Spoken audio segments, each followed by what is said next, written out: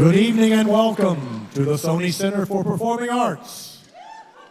Please note, during tonight's presentation, video, audio, and flash photography is prohibited, and we have a strict zero-tolerance policy for any heckling or disruptions.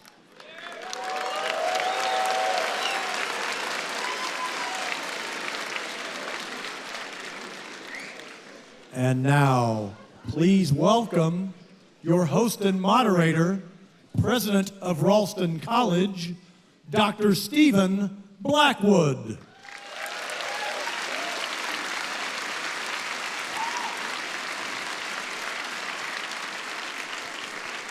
Thank you. A warm welcome to all of you here this evening, both those here in the theater in Toronto and those following online. You know, it's not very often that you see a country's largest theater packed for an intellectual debate, but that's what we're all here for tonight. Please join me.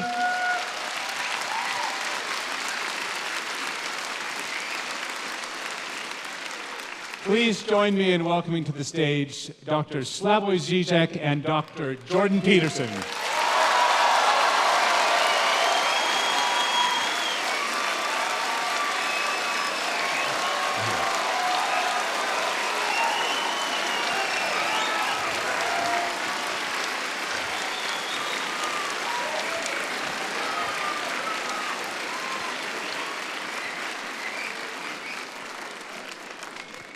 Just a few words of introduction.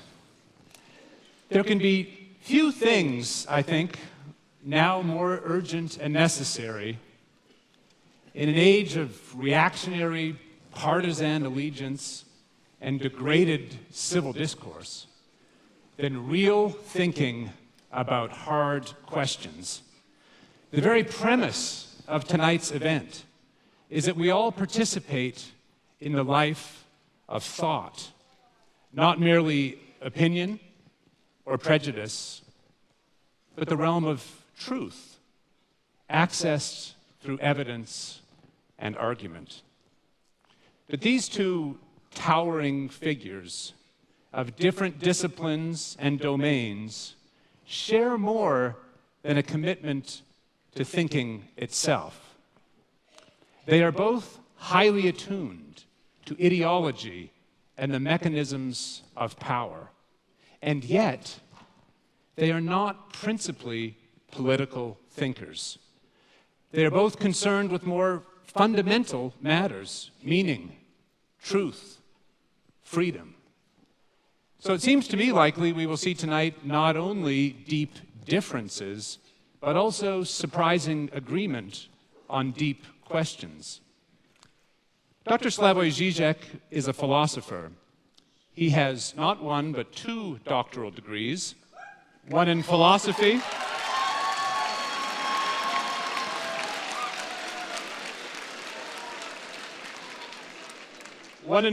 from the University of Ljubljana, and a second in psychoanalysis from University... Let's hear it for psychoanalysis.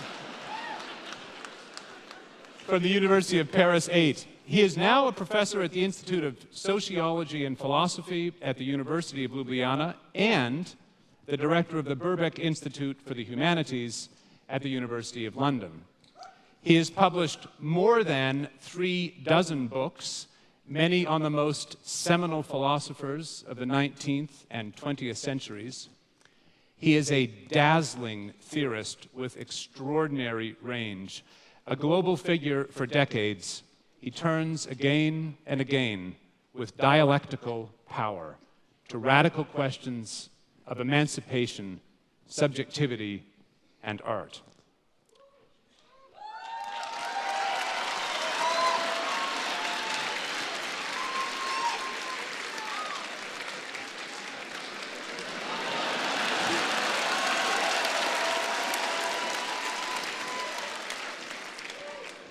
Dr. Jordan Peterson is an academic and political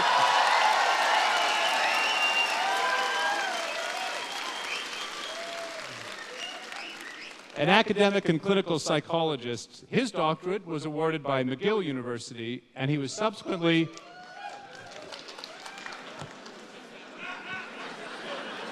we got some McGill graduates out here. He was subsequently professor of psychology at Harvard University and then the University of Toronto, where he is today.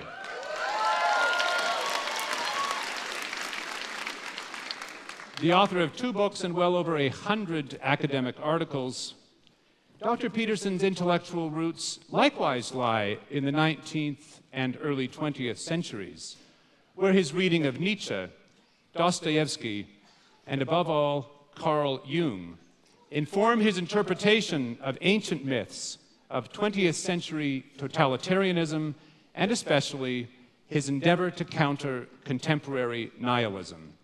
His 12 Rules for Life is a global bestseller, and his lectures and podcasts are followed by millions around the world.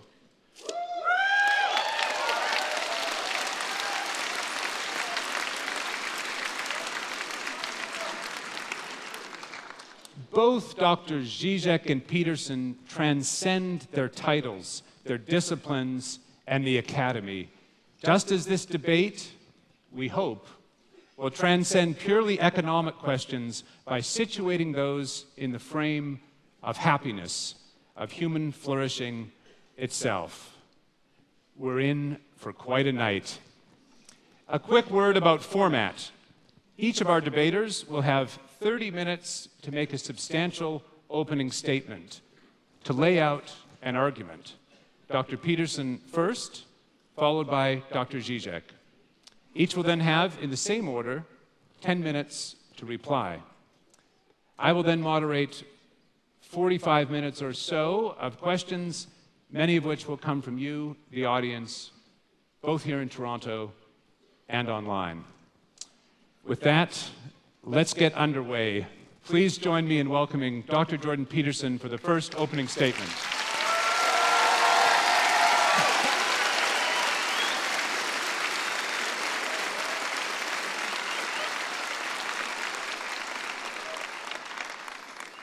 Well, thank you for that insanely enthusiastic welcome for the entire event and also for being here. I have to tell you first that this event, and I suppose my life in some sense, hit a new milestone that I was just made aware of by a stagehand today backstage, who informed me that last week the tickets for this event were being scalped online at a higher price than the tickets for the Leafs playoff games.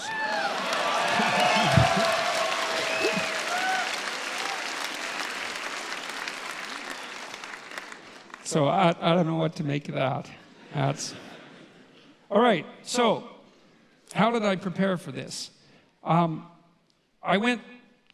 familiarized myself to the degree that it was possible with Slavoj Zizek's work, and that wasn't that possible because he has a lot of work and he's a very original thinker, and this debate was put together in relatively short order. And what I did instead was return to what I regarded as the original cause of all the trouble, let's say, which was the Communist Manifesto. And what I attempted to do, because that's Marx, and we're here to talk about Marxism, let's say, and what I tried to do was read it. And to read something, you don't just follow the words and follow the meaning, but you take apart the sentences and you ask yourself at this level of phrase and at the level of sentence and at the level of paragraph, is this true? Are there counter-arguments that can be put forward that are credible? Is this solid thinking? And I have to tell you, and I'm not trying to be flippant here, that I have rarely read a tract. Now, I read it when I was 18. It was a long time ago, right? That's 40 years ago. But I've rarely read a tract that made as many errors per sentence, conceptual errors per sentence, as the Communist Manifesto. It was quite a miraculous reread.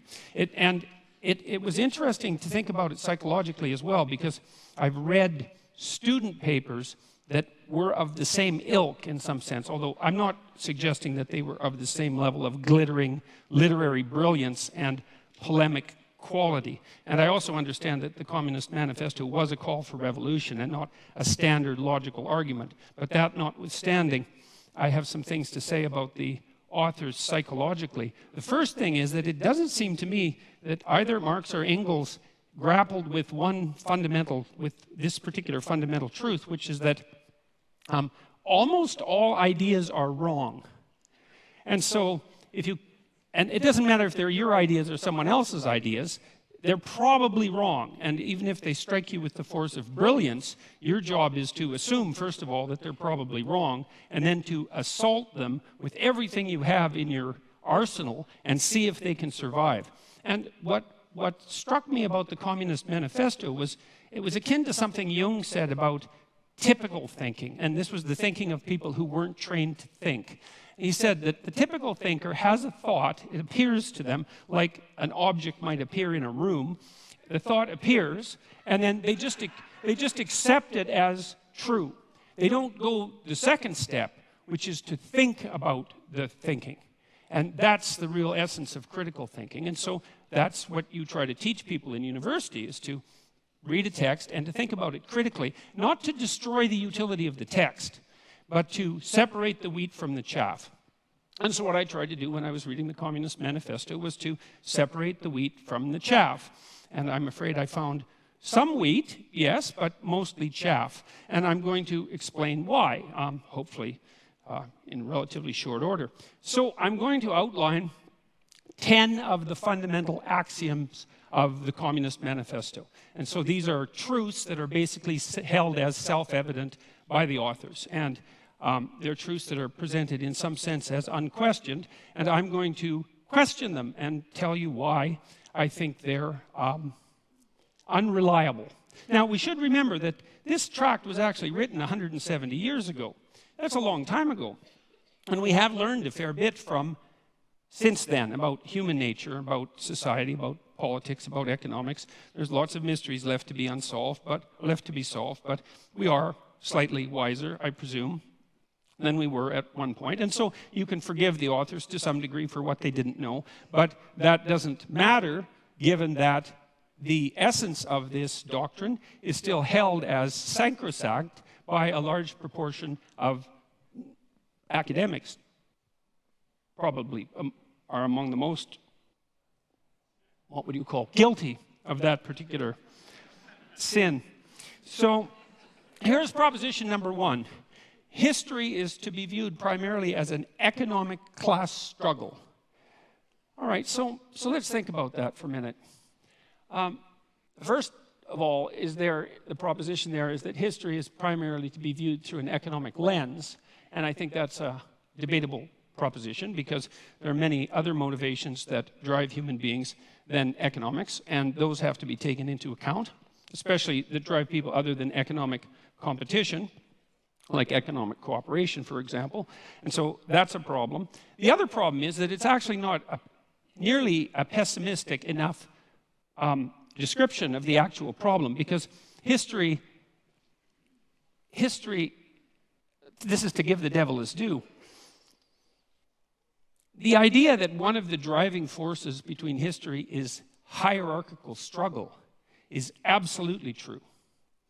But the idea that that's actually history is not true, because it's deeper than history. It's biology itself, because organisms of all sorts organize themselves into hierarchies. And one of the problems with hierarchies is that they tend to arrange themselves into a winner-take-all situation.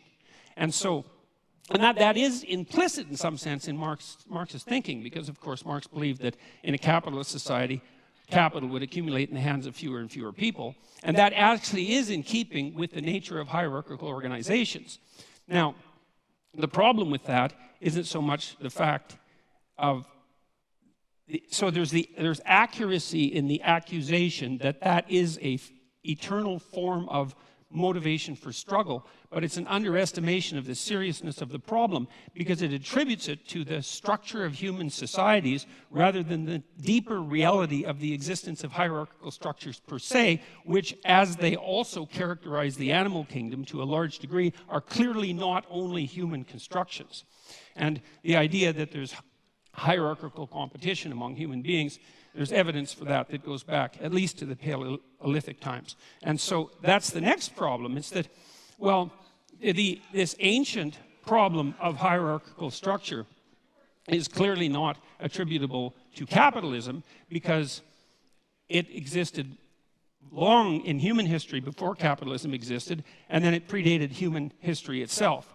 So the question then arises, why would you necessarily, at least implicitly, link the class struggle with capitalism, given that it's a far deeper problem? And now, it's also, you've got to understand that this is a deeper problem for people on the left, not just for people on the right. It is the case that hierarchical structures dispossess those people who are at the bottom, those creatures who are at the bottom, speaking, say, of animals, but those people who are at the bottom, and that is a fundamental existential problem.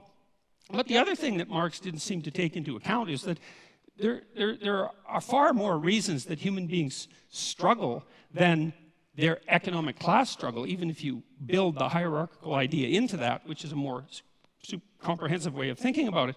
Human beings struggle with themselves, with the malevolence that's inside themselves, with the evil that they're capable of doing, with the spiritual and psychological warfare that goes on within them.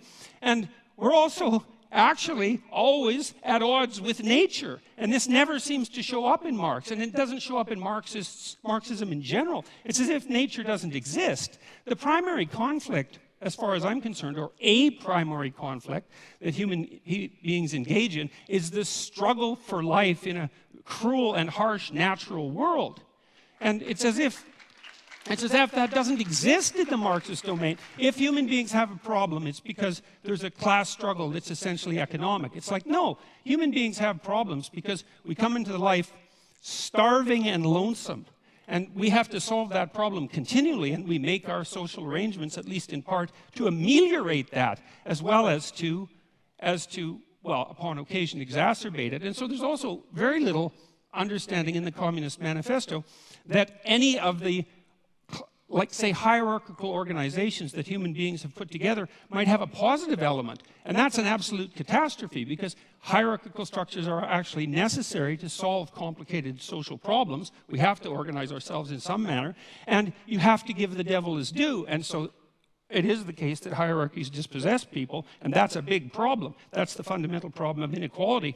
But it's also the case that hierarchies happen to be a very efficient way of distributing resources. And it's finally the case that human hierarchies are not fundamentally predicated on power. And I would say the biological, anthropological data on that are crystal clear. You don't rise to a position of authority that's reliable in a human society primarily by exploiting other people. It's a very unstable means of obtaining power. So that's a problem. Well, the people that laugh might do it that way.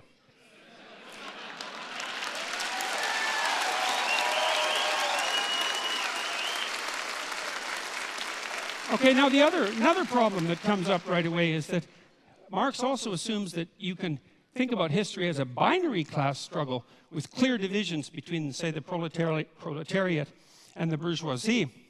And that's actually a problem, because it's not so easy to make a firm division between who's exploiter and who's exploitee, let's say, because it's not obvious, like in the case of small shareholders, let's say, whether or not they happen to be part of the oppressed or part of the oppressor. This actually turned out to be a big problem in the Russian Revolution. And by big problem, I mean tremendously big problem. Because it turned out that you could fragment people into multiple identities, and that's a fairly easy thing to do. And you could usually find some axis along which they were part of the oppressor class. It might have been a consequence of their education, or it might have been a consequence of the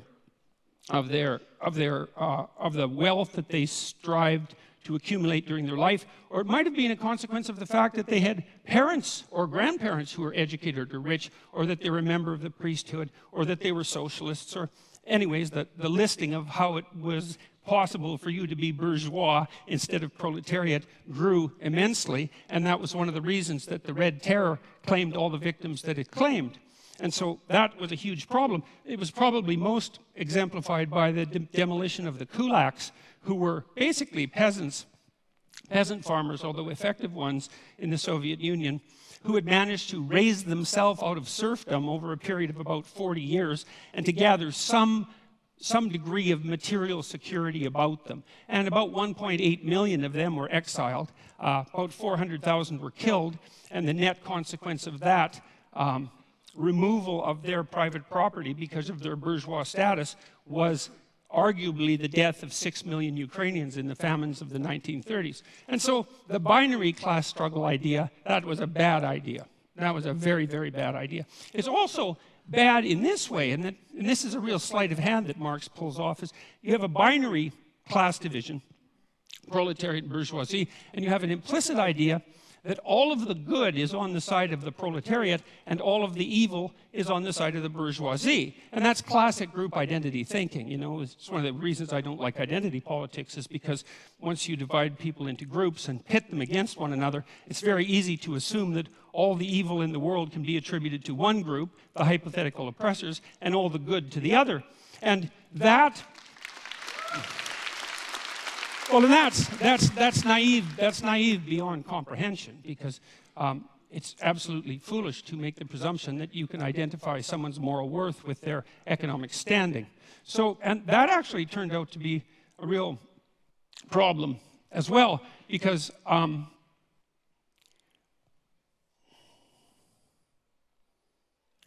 Marx also came up with this idea, which is a crazy idea as far as I can tell, of the, that's a technical term, crazy idea, of the dictatorship of the proletariat. And that's the next idea that I really stumbled across. It was like, okay, so what's the problem? Well, the problem is the capitalists own everything. They own all the means of production, and they're oppressing everyone. That would be all the workers.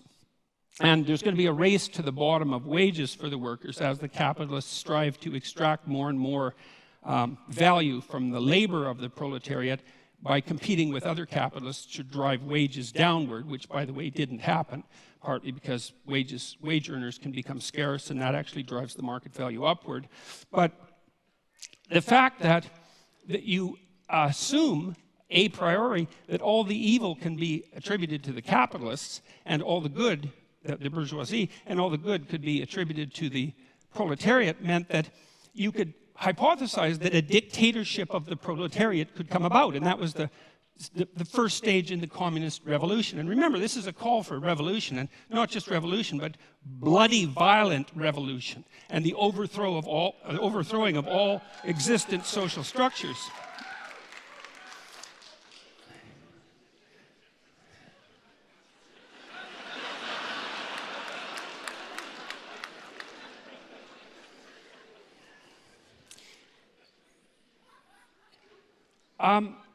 Anyways, the problem with that, you see, is that because all the evil isn't divided so easily up into oppressor and oppressed, that when you do establish a dictator of the proletariat, to the degree that you can do that, which you actually can't because it's technically impossible and an absurd thing to consider to begin with, not least because of the problem of centralization, and you have to hypothesize that you can take away all the property of the capitalists. You can replace the capitalist class with a minority of proletariats. How they're going to be chosen isn't exactly clear in the Communist Manifesto. That none of the people who are from the proletariat class are going to be corrupted by that sudden access to power, because they're, well, by definition, good. So then you have the good people who are running the world, and you also have them centralized so that they can make decisions that are insanely complicated to make, in fact, impossibly complicated to make. And so that's a failure conceptually on both dimensions, because, first of all the proletariat aren't going to be good, and when you put people in the same position as the evil capitalists, especially if you believe that social pressure is one of the determining factors of human character, which the Marxists certainly believe, then why wouldn't you assume that the proletariat would immediately become as or more corrupt than the capitalists, which is, of course, I would say exactly what happened every time this experiment was run. And then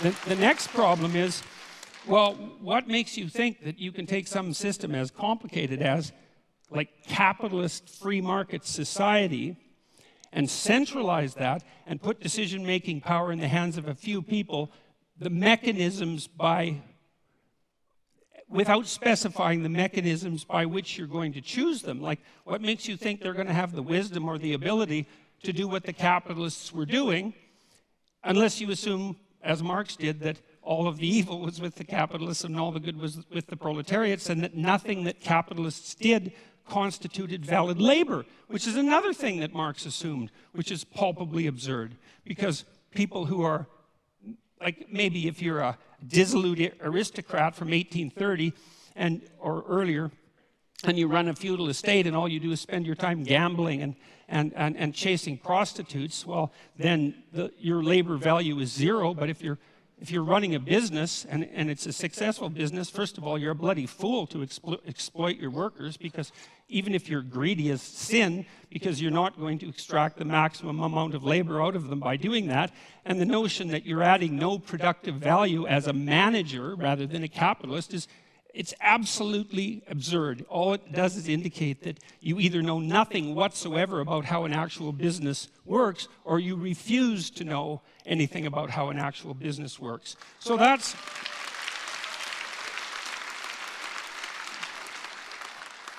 also a big problem. So then the next problem is the criticism of profit. It's like, well, what's wrong with profit exactly? What's the problem with profit? Well, the idea from the Marxist perspective was that profit was theft. But profit, well, can be theft because crooked people can run companies, and so sometimes profit is theft, but that certainly doesn't mean that it's always theft. What it means, in part at least, if the capitalist is adding value to the corporation, then there's some utility and some fairness in him or her extracting the value of their abstract labor, their thought, their abstract abilities, their ability to manage the company, and to engage in proper competition and product development and efficiency and the proper treatment of the workers and all of that. And then if they can create a profit, well, then they have a little bit of security for times that aren't so good, and that seems absolutely bloody necessary as far as I'm concerned. And then the next thing is, well, how can you grow if you don't have a profit? And if you have an enterprise that's valuable and worthwhile, and some enterprises are valuable and worthwhile, then it seems to me that a little bit of profit to help you grow seems to be the right approach. And then the other issue with profit, and you know this if you've ever run a business, is it's a really useful constraint. Like, it's not enough to have a good idea. It's not enough to have a good idea and a sales and marketing plan, and then to implement that, and all of that. That's bloody difficult. Like, it's not easy to have a good idea, and it's not easy to come up with a good sales and marketing plan, and it's not easy to find customers and satisfy them.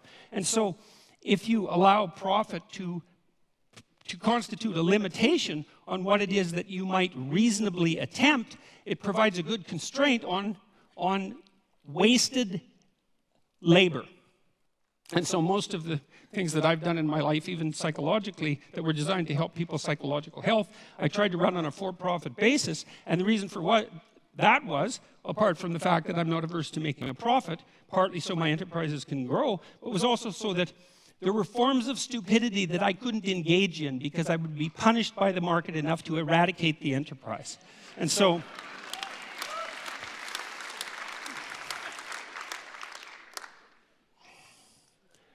okay, and then so the next issue, this is a weird one. So Marx and Engels also assume that this dictatorship of the proletariat, which involves absurd centralization, the overwhelming probability of corruption, and impossible computation, as the proletariat now try to rationally compute the manner in which an entire market economy could run, which cannot be done because it's far too complicated for anybody to think through. The next theory is that somehow the proletariat dictatorship would become magically hyperproductive. And there's actually no theory at all about how that's going to happen. And so I had to infer the theory, and the theory seems to be that once you eradicate the bourgeoisie, because they're evil, and you get rid of their private property, and you eradicate the profit motive, then all of a sudden, magically, the small percentage of the proletariat who now run the society determine how they can make their productive enterprises productive enough so they become hyper-productive. Now, and they need to become hyper-productive for the last error to be logically coherent in relationship to the Marxist theory, which is that at some point the proletariat, the dictatorship of the proletariat, will become so hyper-productive that there'll be enough material goods for everyone across all dimensions.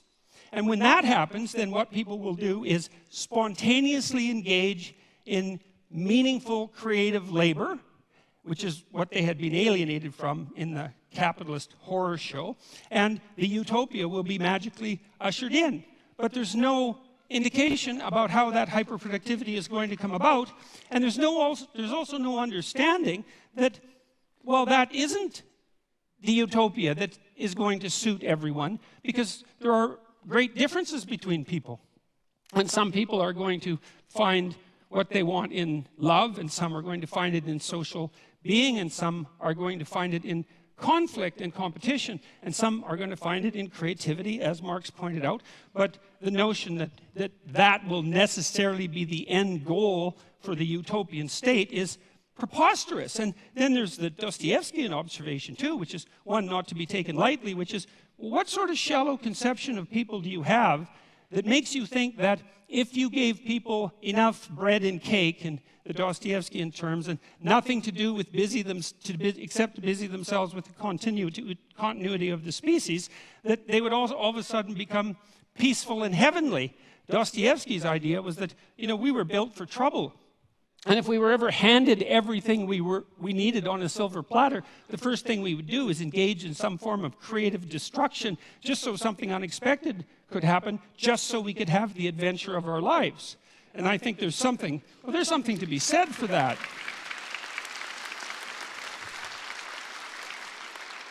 So, and then the last error, let's say, although by no means the last, was this, and this is one of the strangest parts of the Communist Manifesto, is Marx admits, and Engels admit repeatedly in the Communist Manifesto, that there has never been a system of production in the history of the world that was as effective at producing material commodities in excess than capitalism.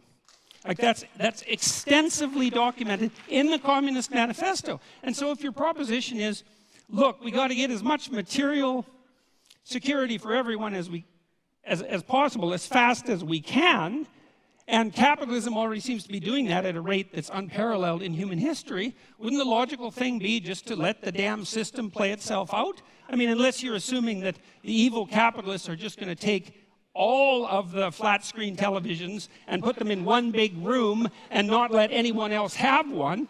The logical assumption is that, well, you're already on a road that's supposed to produce the proper material productivity. And so, well, that's 10 reasons, as far as I can tell. And so what I saw in that the Communist Manifesto is like seriously flawed in virtually every way it could possibly be flawed, and also all evidence that Marx was the kind of narcissistic thinker who could think. He was a very intelligent person, and so was Engels. But what he thought, when he thought, was that what he thought was correct. And he never went the second stage, which is, well, wait a second, how could all of this go terribly wrong? And if you're a thinker, especially a sociological thinker, especially a thinker on the broad scale, a social scientist, for example, one of your moral obligations is to think, you might be wrong about one of your fundamental axioms, or 2 or 3 or 10, and as a consequence, you have the moral obligation to walk through the damn system and think, well, what if I'm completely wrong here and things invert and go exactly the wrong way? And like, I just can't understand how anybody could come up with an idea like the dictatorship of the proletariat, especially after advocating its implementation with violent means, which is a direct part of the Communist Manifesto, and actually think, if they were thinking, if they knew anything about human beings and the proclivity for malevolence that's part and parcel of the individual human being, that could do anything but lead to a special form of hell, which is precisely what did happen. And so I'm going to close, because I have 3 minutes, with a bit of evidence as well that Marx also thought that what would happen inevitably as a consequence of capitalism is the rich would get richer and the poor would get poorer. So there would be inequality. The first thing I'd like to say is we do not know how to set up a human system of economics without inequality. No one has ever managed it, including the communists. And the form of inequality changed, and it's not obvious by any stretch of imagination that the free market economies of the West have more inequality than the less free economies in the rest of the world.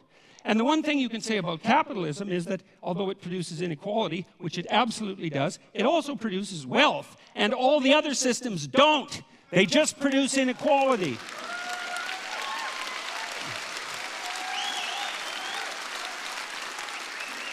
So here's a few stats. Here's a few free market stats, okay? From 1800 to 2017, income growth adjusted for inflation grew by 40 times for production workers and 16 times for unskilled labor. Well, GDP rose by a factor of about 0.5 from 1 AD to 1800.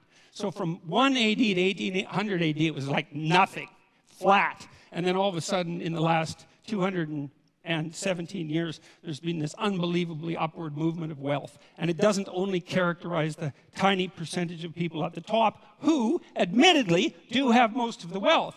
The question is, not only, though, what's the inequality? The question is, well, what's happening to the absolutely poor at the bottom? And the answer to that is, they're getting richer faster now than they ever have in the history of the world.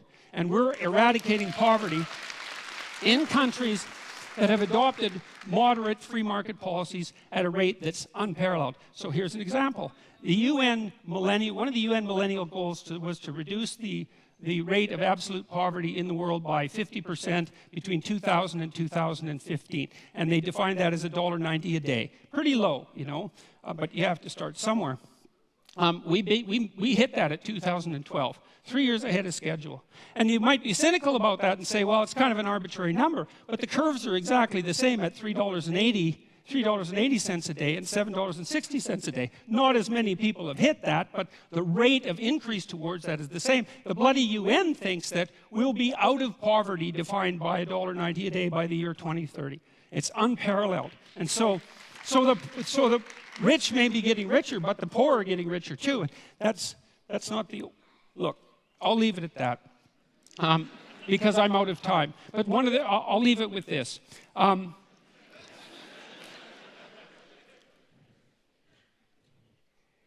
The poor are not getting poorer under capitalism. The poor are getting richer under capitalism by a large margin. And I'll leave you with one statistic, which is that now in Africa, the child mortality rate in Africa now is the same as the child mortality rate was in Europe in 1952. And so that's happened within the span of one lifetime. And so if you're for the poor, if you're actually concerned that the poorest people in the world rise above their starvation levels, then all the evidence suggests that the best way to do that is to implement something approximating a free market economy. And so, thank you very much.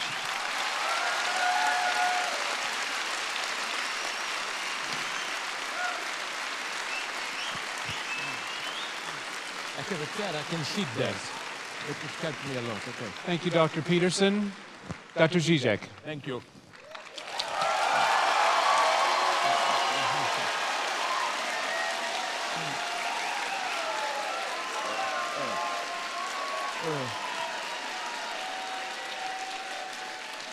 Okay. First, a brief introductory remark. I cannot but notice the irony of how Peterson and I, the participants in this duel of the century, are both marginalized by the official academic community. I'm supposed to defend here the left liberal line against neoconservatives. Really? Most of the attacks on me are now precisely from left liberals. Just remember the outcry against my critique of LGBT plus ideology. And I'm sure that if the leading figures in this field were to be asked if I am fit to stand for them, they would turn in their graves even if they are still alive. So let me begin by bringing together the three notions from the title: happiness, communism, capitalism. In one exemplary case, China today. China in the last decades is arguably the greatest economic success story in human history. Hundreds of millions raised from poverty into middle-class existence. How did China achieve it?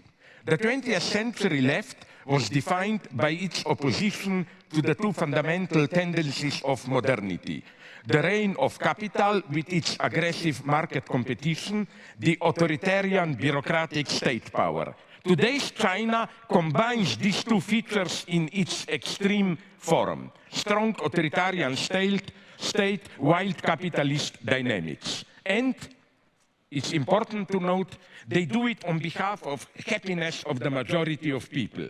They don't mention communism to legitimize their rule. They prefer the old Confucian notion of a harmonious society. But are the Chinese any happier for all that? Although even the Dalai Lama justifies Tibetan Buddhism in Western terms of the pursuit of happiness and the avoidance of pain, happiness as a goal of our life is a very problematic notion. If we learned anything from psychoanalysis, it is that we humans are very creative in sabotaging our pursuit of happiness. Happiness is a confused notion. Basically, it relies on the subject's inability or unreadiness to fully confront the consequences of his or their desire. In our daily lives, we pretend to desire things which we do not really desire, so that ultimately the worst thing that can happen is for us to get what we officially desire. So I agree that human life of freedom and dignity does not consist just in searching for happiness, no matter how much we spiritualize it, or in the effort to actualize our inner potentials. We have to find some meaningful cause beyond the mere struggle for pleasurable survival. However, I would like to add here a couple of qualifications. First, since we live in a modern era, we cannot simply refer to an unquestionable authority to confer a mission or task on us. Modernity means that, yes, we should carry the burden. But the main burden is freedom itself. We are responsible for our burdens. Not only are we not allowed cheap excuses for not doing our duty, duty itself should not serve as an excuse. We are never just instruments of some higher cause. Once traditional authority loses its substantial power, it is not possible to return to it. All such returns are today a postmodern fake. Does Donald Trump stand for traditional values? No. His conservatism is a postmodern performance, a gigantic ego trip. In this sense of playing with traditional values, of mixing references to them with open obscenities, Trump is the ultimate postmodern president. If we compare Trump with Bernie Sanders, Trump is a postmodern politician at its purest, while Sanders is rather an old-fashioned moralist. Conservative thinkers claim that the origin of our crisis is the loss of our reliance on some transcendent divinity or higher value. If we are left to ourselves, if everything is historically conditioned and relative, then there is nothing preventing us to indulge in our lowest tendencies. But is this really the lesson to be learned from mob killing, looting, and burning on behalf of religion? It is often claimed that, true or not, religion makes some otherwise bad people do good things. From today's experience, I think we should rather stick to Steve Weinberg's claim that while without religion, good people would have been doing good things and bad people bad things, only something like religion can make good people do bad things. More than a century ago, in his Brothers Karamazov, Dostoevsky warned against the dangers of godless moral nihilism. If God doesn't exist, then everything is permitted. The French philosopher André Glucksmann applied Dostoevsky's critique of godless nihilism to September 11th. And the title of his book, Dostoevsky in Manhattan, suggests, as this title suggests, he couldn't have been more wrong. The lesson of today's terrorism is that if there is a God, then everything, even blowing up hundreds of innocent bystanders, is permitted to those who claim to act directly on behalf of God. The same goes also for godless Stalinist communists. They are the ultimate proof of it. Everything was permitted to them since they perceived themselves as direct instrument of their divinity, of the historical necessity of progress towards communism. That's the big problem of ideologies. How to make good, decent people do horrible things. Second, yes, we should carry our burden, accept the suffering that goes with it. But a danger lurks here, that of a subtle reversal. Don't fall in love, that's my position, with your suffering. Never presume that your suffering is in itself a proof of your authenticity. Renunciation of pleasure can easily turn into pleasure of renunciation itself. For example, an example not from neoconservatives. White left liberals love to denigrate their own culture and blame Eurocentrism for our evils. But it is instantly clear how this self-denigration brings a profit of its own. Through this renouncing of their particular roots, multicultural liberals reserve for themselves the universal position, graciously soliciting others to assert their particular identity. White multiculturalist liberals embody the lie of identity politics. Next point. Jacques Lacan wrote something paradoxical but deeply true, that even if what a jealous husband claims about his wife, that she sleeps with other men, is all true, his jealousy is nonetheless pathological. The pathological element is the husband's need for jealousy, as the only way for him to sustain his identity. Along the same lines, one could say that even if most of the Nazi claims about Jews, they exploit Germans, they seduce German girls, and so on, were true, which they were not, of course, their anti-Semitism would still be a pathological phenomenon, because it ignored the true reason why the Nazis needed anti-Semitism. In the Nazi vision, their society is an organic whole of harmonious collaboration, so an external intruder is needed to account for divisions and antagonisms. The same holds for how today, in Europe at least, the anti-immigrant populists deal with the refugees. The cause of problems which are, I claim, immanent to today's global capitalism is projected onto an external intruder.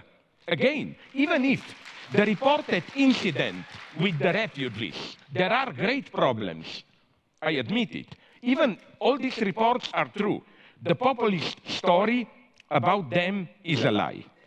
With anti-Semitism, we are approaching the topic of telling stories.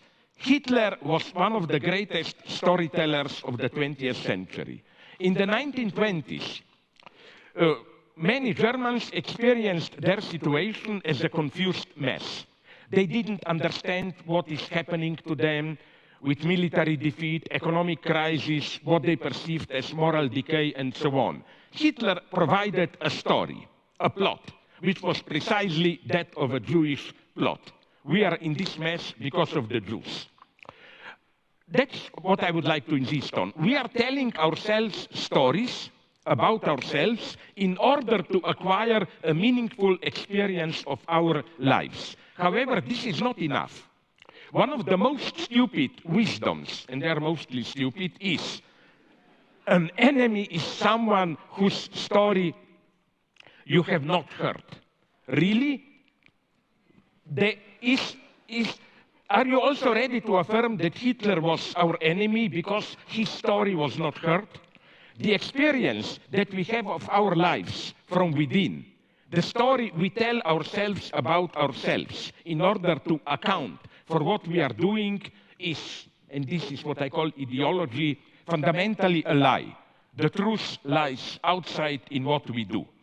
In a similar way, the alt-right obsession with cultural Marxism expresses the rejection to confront the fact that the phenomena they criticize as the effect of the cultural Marxist plot, moral degradation, sexual promiscuity, consumerist hedonism, and so on, are the outcome of the immanent dynamic of capitalist societies.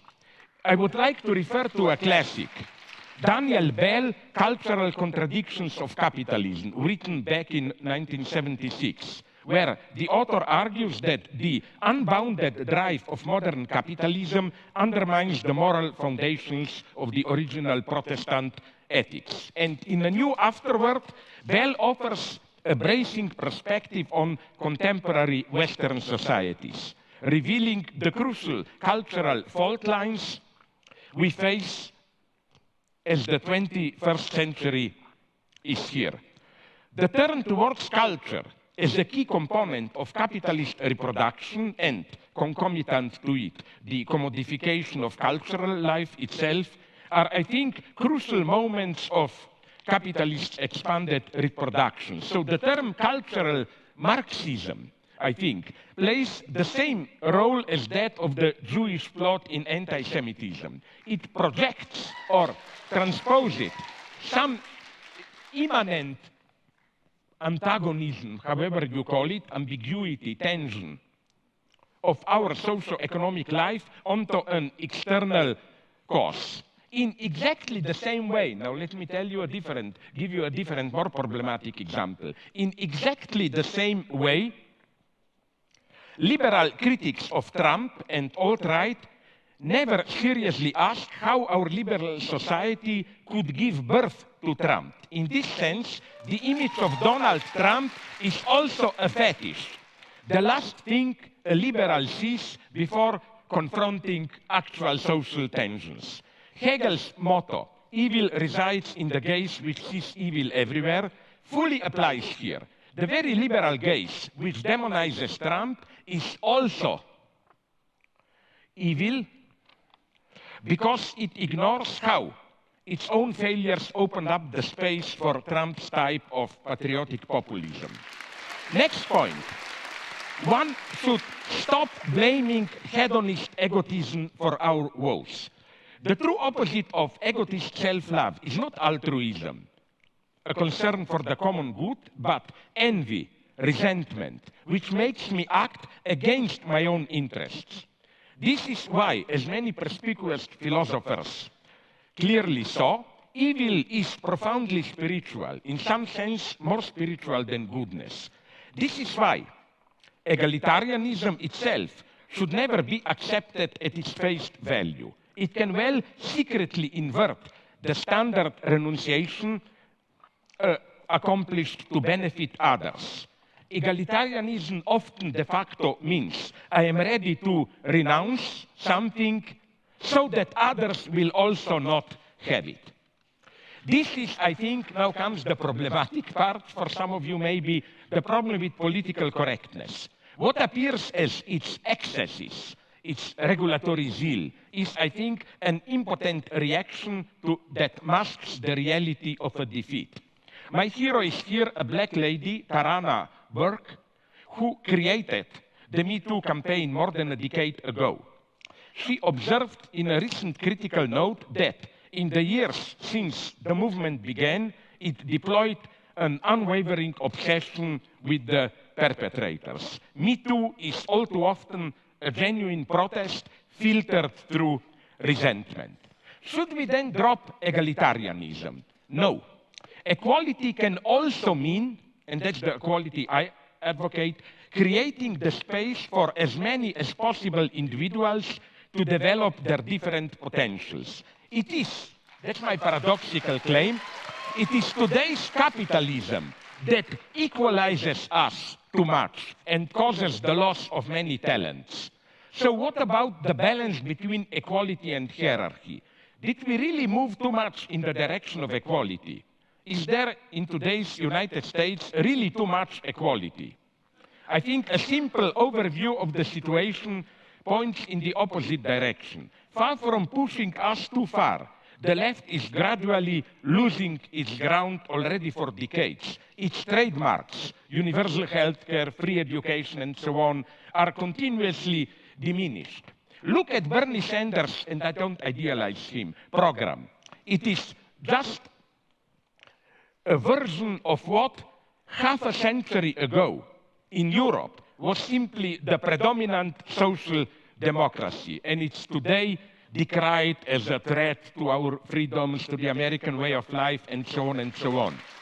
I see no threat to free creativity in this program. On the contrary, I see healthcare and education and so on as enabling me to focus my life on more important creative issues. I see equality, this basic equality of chances, as a space for creating differences, and yes, why not, even different, more appropriate hierarchies. Furthermore, I find it very hard to ground today's inequalities, as they are documented, for example, by Piketty in his book,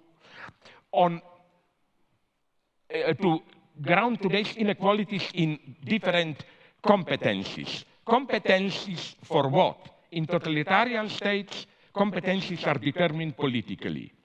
But market success is also not innocent and neutral as a regulator of the social recognition of competencies. Let me now briefly deal with in a friendly way, I claim, with what became known, sorry for the irony, as the lobster topic. I'm far from a simple social constructionism here. I deeply appreciate evolutionary thought. Of course, we are also natural beings, and our DNA, as we all know, overlaps, I may be wrong, around 98% with that of some monkeys. This means something, but nature, I think we should never forget this, is not a stable hierarchical system, but full of improvisations. It develops like French cuisine. A French guy gave me this idea that the origin of many famous French dishes or drinks is that when they wanted to produce a standard piece of food or drink, something went wrong, but then they realized that this failure can be resold as success. They were making cheese in the usual way, but the cheese got rotten and infected, smelling bad, and they said, oh my God, look, we have our own original French cheese. Or they were making wine in the usual way. Then something went wrong with fermentations, and so they began to produce champagne, and so on and so on.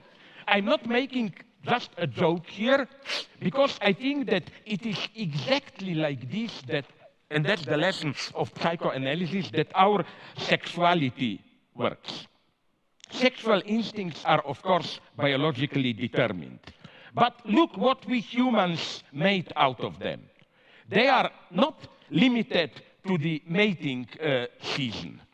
They can develop into a permanent obsession, sustained by obstacles that demand to be overcome. In short, into a properly metaphysical passion that perturbs the biological rhythm, with twists like endlessly prolonging satisfaction in courtly love, engaging in different perversions, and so on and so on. So it's still, yes, biologically conditioned sexuality, but it is, if I may use this term, trans-functionalized. It becomes a moment of a different cultural, however you call it, logic. And I claim the same goes for tradition. T.S. Eliot, the great conservative, wrote, quote, what happens when a new work of art is created is something that happens simultaneously to all the work of art which preceded it. The past should be altered by the present as much as the present is directed by the past. End of quote. What does this mean? Let me mention the change enacted by Christianity. It's not just that, in spite of all our natural and cultural differences, the same divine spark dwells in everyone. But this divine spark enables us to create what Christians call Holy Ghost or Holy Spirit, a community in which hierarchic family values are at some level at least abolished. Remember Paul's words from Galatians. There is no longer Jew or Greek, there is no longer male and female in Christ. Democracy extends this logic to the political space. In spite of all differences in competence, the ultimate decision should stay with all of us. The wager of democracy is that we should not give all power to competent experts. It was precisely communists in power who legitimized their rule by posing as fake experts. And incidentally, I'm far from believing in ordinary people's wisdom. We often need a master figure to push us out of an inertia. And I'm not afraid to say that forces us to be free. Freedom and responsibility hurt. They require an effort. And the highest function of an authentic master is to literally to awaken us to our freedom. We are not spontaneously really free. Furthermore, I think that social power and authority cannot be directly grounded in competence. In our human universe, power, in the sense of exerting authority, is something much more mysterious, even irrational. Kierkegaard, my and everybody's favorite theologist, wrote, if a child says he will obey his father because his father is a competent and good guy, this is an affront to father's authority. And he applied the same logic to Christ himself. Christ was justified by the fact of being God's son, not by his competencies or capacities. As Kierkegaard put it, every good student of theology can put things better than Christ. There is no such authority in nature. Lobsters may have hierarchy, undoubtedly, but the main guy among them, I don't think he has authority in this sense. Again, the wager of democracy is that, and that's the subtle thing, not against competence and so on, but that political power and competence or expertise should be kept apart. In Stalinism, precisely, they were not kept apart, while already in ancient Greece, they knew that they have to be kept apart, which is why their popular weight was even combined with lottery often. So where does communism, just to conclude, where does communism enter here? Why do I still cling to this cursed name when I know and fully admit the 20th century communist project in all its failure, how it failed giving birth to new forms of murderous terror? Capitalism won. But today, and that's my claim, we can debate about it, the question is, does today's global capitalism contain strong enough antagonisms which prevent its indefinite reproduction? I think there are such antagonisms. The threat of ecological catastrophe, the consequence of new techno-scientific developments, especially in biogenetics, and new forms of apartheid. All these antagonisms concern what Marx called commons, the shared substance of our social being. First, of course, the commons of external nature, threatened by pollution, global warming, and so on. Now, let me be precise here. I'm well aware how uncertain analysis and projections are in this domain. It will be certain only when it will be too late.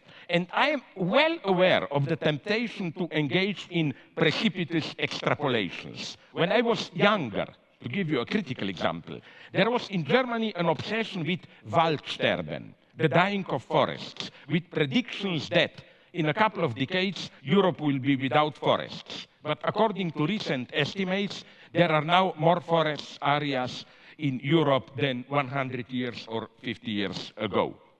But there is nonetheless, I claim, the prospect of a catastrophe here. scientific data seem to me at least abundant enough. And we should act in a large-scale collective way. And I also think, this may be critical to some of you, there is a problem with capitalism here for the simple reason that its managers, not because of their evil nature, but that's the logic of capitalism, care to expand self-reproduction, and environmental consequences are simply not part of the game. This is, again, not a moral reproach. And incidentally, so that you will not think that I don't know what I'm talking about, in communist countries, those in power were obsessed with expanded reproduction and were not under public control, so the situation was even worse. So how to act? First, by admitting we are in a deep mess. There is no simple democratic solution here. The idea that people themselves should decide what to do about ecology sounds deep, but it begs an important question, even if their comprehension is not distorted by corporate interests. What qualifies them to pass a judgment in such a delicate matter? Plus, the radical measures advocated by some ecologists can themselves trigger new catastrophes. Let me mention just the idea which is floating around of solar radiation management. The continuous massive dispersal of aerosols into our atmosphere to reflect and absorb sunlight and thus cool the planet. Can we even imagine how the fragile balance of our Earth function and in what unpredictable ways geoengineering can disturb it? In such times of urgency, when we know we have to act but don't know how to act, thinking is needed. Maybe we should turn around a little bit. Marx's famous Thesis 11.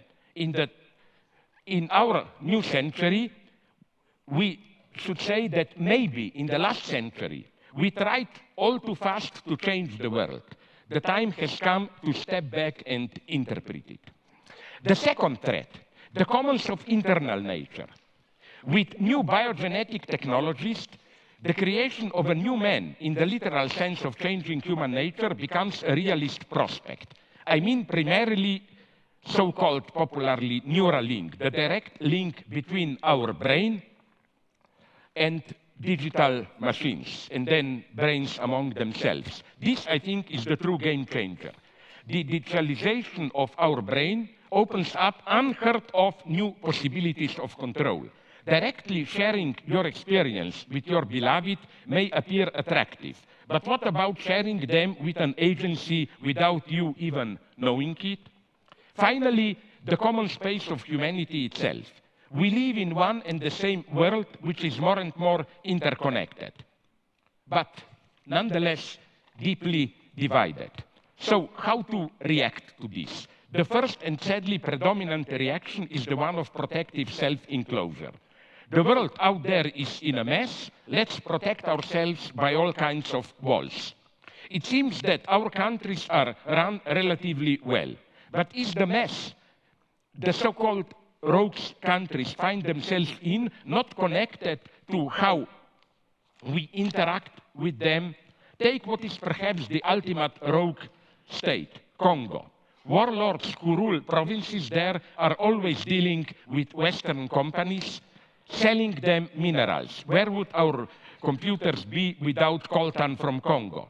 And what about foreign interventions in Iraq and Syria, or by our proxies like Saudi Arabia in Yemen? Here, refugees are created. A new world order is emerging, a world of... Can I just finish the page?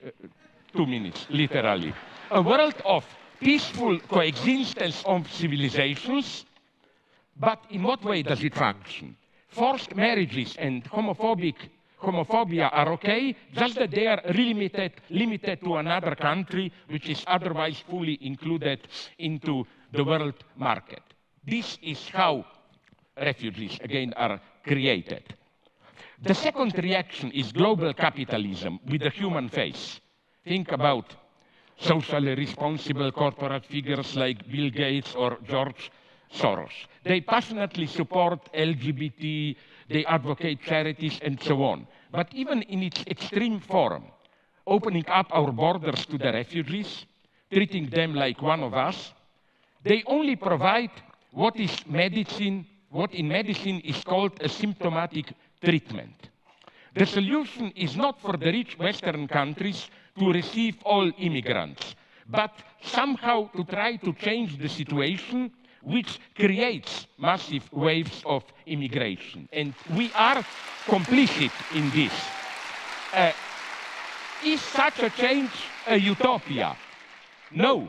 The true utopia is that we can survive without such a change. So here I think, I know it's provocative to call this a plea for communism. I do it a little bit to provoke things. But what is needed is nonetheless in all these spheres, I claim, ecology, digital control, unity of the world, capitalist market, which does great things, I admit it, has to be somehow limited, regulated, and so on.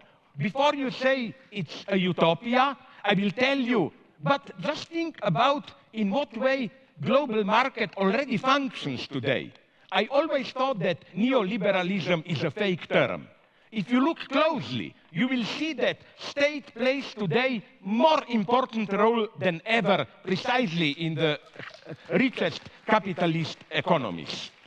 So, you know, the market is already limited, but not in the right way, to put it naively. So, a pessimist conclusion. What will happen? In spite of protests here and there, we will probably continue to slide towards some kind of apocalypse, awaiting large catastrophes to awaken us. So I don't accept any cheap optimism.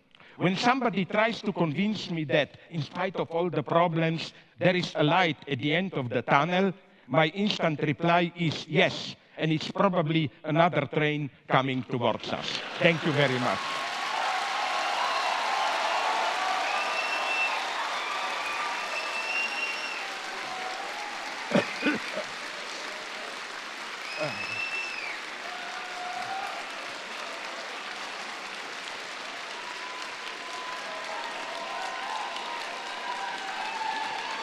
Please don't do this, because I really think that that's why I hope you, Jordan, agree with it, that's why we are here engaged in this debate. Don't take it as a cheap competition. It may be that, but we are, as you said in your introduction, desperately trying to confront serious problems.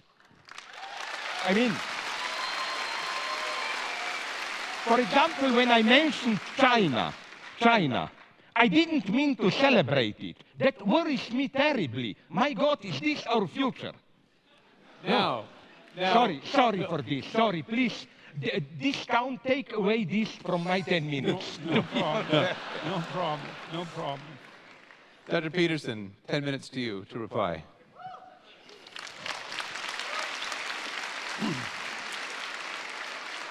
So I like to speak extemporaneously, but Dr. Zizek's discussion was so complex that there's no way that I can juggle my responses spontaneously. So, okay, yeah, well, and achievement managed, I would say. So I heard much of what I heard. I agreed with, but we can get to that. I'm going to respond. Keep that. Pull out the knife. All right. All right. Well, I heard a criticism of capitalism, but no real support of Marxism. And that's an interesting thing, because for me, the terms of the argument were, well, there were three terms of the argument, let's say. There was capitalism, there was Marxism, and there was happiness. And I would say Dr. Zizek focused probably more on the problems of capitalism and the problems of happiness than on the utility of Marxism. And that actually comes as a surprise to me, because I presumed that much of what I would hear would be a support of something approximating traditional or even a-traditional Marxism, which is why I organized the first part of my talk as an attack against Marxism per se. Okay, so now Zizek points out that there are problems of capitalism. And I would like to say that I'm perfectly aware that there are problems with capitalism. I wasn't defending capitalism, actually, in some sense. I was defending it in comparison to communism, which is not the same thing. Because as Winston Churchill said about democracy, you know, it's the worst form of government there is, except for all the other forms. And so you might say the same thing about capitalism, is that it's the worst form of economic arrangement you could possibly manage, except for every other one that we've ever tried. And I'm dead serious about that. I'm not trying to be flippant. I mean that it isn't obvious to me, when Dr. Zizěk is speaking in more apocalyptic terms, it isn't obvious to me that we can solve the problems that confront us. You know, and it's also not a message that I have been purveying that unbridled capitalism per se, as an isolated, what would you say, social economic structure, actually constitutes the proper answer to the problems that confront us. So I haven't made that case in any of the lectures that anything I've written or any of the lectures that I've done, because I don't believe it to be true. He said, well, what's the problems with capitalism? Well, the commodification of cultural life, all life, fair enough. There's something that isn't exactly right about reducing everything to economic competition. And capitalism certainly pushes in that direction. Advertising culture pushes in that direction. Sales and marketing culture pushes in that direction. And there's reasons for that, and I have a certain amount of admiration for the necessity of advertisers and salesmen and marketers. But that doesn't mean that the transformation of all elements of life into commodities in a capitalist sense is the best way forward. I don't think it is the best way forward. I think the evidence for that's actually quite clear. There is, by the way, a relationship. This is something I didn't point out before. There is a relationship between wealth and happiness. It's quite well defined in the psychological literature. Now, it's not exactly obvious whether the happiness measures are measures of happiness or whether they're measures of the absence of misery. And my sense is, as a psychometrician who's looked at these scales, that people are more concerned with not being miserable than they are with being happy. And those are all actually separate emotional states mediated by different psychobiological systems. It's a technical point, but it's an important one. There is a relationship between absolute level of income and self-reported lack of misery or happiness. And it's pretty linear until you hit, I would say, something approximating decent working class income. And so what seems to happen is that wealth makes you happy as long as it keeps the bill collectors at bay. Like once you've got to the point where the misery is staved off as much as it can be by the fact that you're not in absolutely economically dire straits, then adding more money to your life has no relationship whatsoever to your well-being. And so it's clear that past a certain minimal point, additional material provision is not sufficient to, let's say, redeem us individually or socially. And it's certainly the case that the radical wealth production that characterizes capitalism might produce a fatal threat to the structure of our social systems and our broader ecosystems. Who knows? I'm not absolutely convinced of that for a variety of reasons. I mean, Zizěk pointed out, for example, that there are more forests in Europe now than there were 100 years ago. There's actually more forests in the entire northern hemisphere than there were 100 years ago. And the news on the ecological front is not as dismal as the people who put out the most dismal news would have you think. And there is some possibility. That doesn't mean that there aren't elements of it that are dismal. You know, what we've done to the oceans is definitely something catastrophic, and we definitely have our problems. But it is possible that human ingenuity might solve that. What else? There are inequalities generated by capitalism, a proclivity towards a shallow materialism, the probability of corruption. The thing about that for me is those are catastrophes that are part of the struggle for human existence itself and not something to be laid at the feet of any given socio-political system, especially one that seems to be producing a fair modicum of wealth for the poorest section of the population and raising people up to the point where, you know, their lives aren't an unending day-to-day struggle for mere survival. There's some evidence, for example, that if you can get GDP up to about $5,000 per person per year, oh, that's GDP, that people start to become concerned about environmental degradation and start to take actions to prevent it. And so there is some possibility that if we're lucky, we can get the bottom billion or 2 billion people in the world, or 3 billion as the population grows, up to the point where they're wealthy enough so they actually start to care enough about the environment so that we could act collectively to solve environmental problems. Now you might say, well, by that time we'll be out of Earth. You know, we'll have exhausted the resources that are in front of us so desperately that there's no hope of that. But I would like to remind you of a famous bet between Julian Simon and the biologist at Stanford who wrote, Paul Ehrlich, who wrote The Population Bomb. They bet, Ehrlich, who thought we were going to be overpopulated by the year 2000, bet Simon that by the year 2000, commodity prices would have increased dramatically as a consequence of evidence that we were running out of material resources. They made a famous bet over a 25-year period, and Ehrlich paid off Simon in the year 2000 because commodity prices went down and not up. And so there is no solid evidence that the fact that our population is growing, and will peak out, by the way, at about 9 billion, there's no solid indication that the consequence of that is that we are, in fact, running out of necessary material resources. And so it's a danger, but it's not a danger that's proven. And there is some utility in considering that the addition of several billion more brains to the planet, especially if they were well-nourished brains, as they increasingly are, might help us generate enough problem solvers so that we can stay ahead of the looming ecological catastrophe as our population balloons outwards. Now, we're going to peak at 9 billion. It's not much higher than we are now, and it looks like we might be able to manage it. The other thing is that I didn't hear an alternative, really, from Dr. Zizěk. You know, he admitted that the rise to success of the Chinese was in part a consequence of the allowance of market forces, and decried the authoritarian tendencies, and fair enough, that's exactly it. It also seemed to me that the social justice group identity processes that Dr. Zizěk was decrying are, to me, a logical derivation from the oppression narrative that's a fundamental presupposition of Marxism. So there, I never heard a defense of Marxism in that part of his argument as well. And so for me, again, it's to ask, what's the alternative? I also heard an argument for egalitarianism, but I heard it defined as equality of opportunity, not as equality of outcome, which I see as a clearly defined Marxist aim. I heard an argument for a modified social distribution of wealth, but that's already part and parcel of most modern free market states, with a wide variation and an appropriate variation of government intervention, all of which constitute their own experiment. We don't know how much social intervention is necessary to flatten the tendency of hierarchies to become tilted so terribly that only the people at the top have everything and all of the people at the bottom have nothing.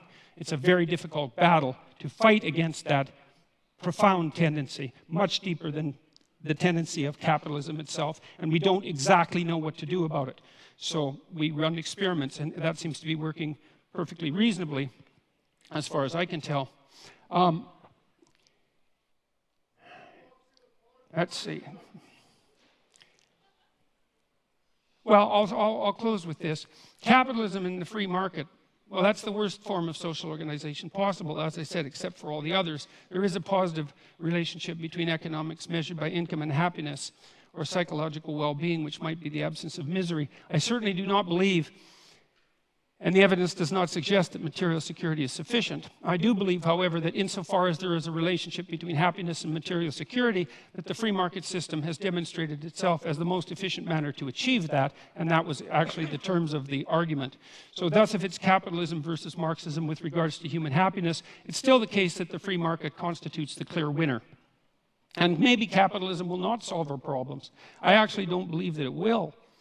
I've in fact argued that the proper pathway forward is one of individual moral responsibility aimed at the highest good. It's something for me that's rooted in our underlying Judeo-Christian tradition that insists that each person is is sovereign in their own right and a locus of ultimate value, which is something that you can accept regardless of your religious presuppositions, and something that you do accept if you participate in a society such as ours. Even the fact that you vote, that you're charged with that responsibility, is an indication that our society is structured such that we presume that each person is a locus of responsibility and decision-making of such import that the very stability of the state depends upon the integrity of their the integrity of their character. And so what I've been suggesting to people is that they adopt as much responsibility as they possibly can in keeping with that, in keeping with their aim at the highest possible good, which to me is something approximating a balance between what's good for you as an individual and what's good for your family, in keeping with what's good for you as an individual, and then what's good for society in the larger frame, such that it's also good for you and your family. And that's a form of an elaborated, iterated game, a form of elaborated cooperation. It's a sophisticated way of looking at the ways society could possibly be organized, and I happen to believe that that has to happen at the individual level first, and that's the pathway forward that I see. And so that's my 10-minute commentary. Yeah, I go up again. Yeah, as you wish. Thank you, Dr. Peterson. Dr. Zizěk. I already spent a little bit of my time. I will try to be as short as possible. So a couple of remarks and then my final point. Why I think this self-limitation of capitalism is needed. First, about happiness. Just a couple of remarks. Jordan, I want to ask you, but isn't it, am I dreaming? I think I'm not. I remember a couple of years ago, it was reported all around the world, some kind of investigation, percentage of people interviewed in different countries, do they feel happy with their life? And the shock was that some Scandinavian countries, which we considered social democratic paradise, were very low, while Bangladesh, I think, was close to the top. Now, I know this logic has a limit. I don't buy the bullshit of poor people are happy in their world there and so on. But you know, my argument here is not against you. My argument here is problematizing happiness even more. Look, this may interest you. I was years ago in I think, Lithuania, and we debated, I report on this in one of my books, when were people in some perverted sense, and this is the critique of the category of happiness for me, happy. And we came to the crazy result. After the Soviet intervention, Czechoslovakia in 1970s and 80s. Why? For happiness, first, you should not have too much democracy, because this brings the burden of responsibility. Happiness means there is another guy out there, you can put all the blame on him. And as the joke went in Czechoslovakia, if there is bad weather, a storm, oh, this communist screwed it up again. That's one condition of happiness. The other condition, much more subtle one, is, and this was done in Czechoslovakia, those dark times after Soviet. The life was relatively, moderately good, but not perfect. Like, there was meat all the time. Maybe once a month there was not meat in the stores. It was very good to remind you how happy you are the other time. Another thing, they had a paradise which should be at a proper distance. West Germany, affluence. It was not too far, but not directly accessible. You know, so so maybe in your critique of communist regimes, I agree with you, you should more focus on something that I experience of, you know, don't look only at the terror, ultimately totalitarian regime. There was a kind of a silent, perverted pact between, at least in this late, a little bit more tolerant, but I still oppose them, communist regimes, between power and population. The message was, leave us the power, don't mess with us, and we guarantee you a relatively safe life, employment, private pleasures, private niche, and so on and so on. So I am not surprised. But again, this is not for me the argument for the communists, but against happiness. That, you know, people said when the wall fell down, what a wonder in Poland. My God, like Solidarność, which was prohibited a year ago, now triumph at the elections. Who could imagine this? Yes, but the true miracle, in a bad sense for me, was 4 years later, democratically ex-communists came back to power.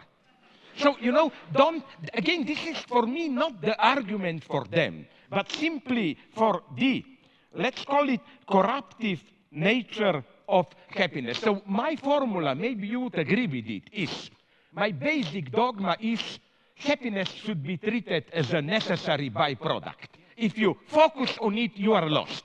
It comes as a byproduct of you working for a cause and so on. That's the basic thing for me. Second point, maybe we disagree here.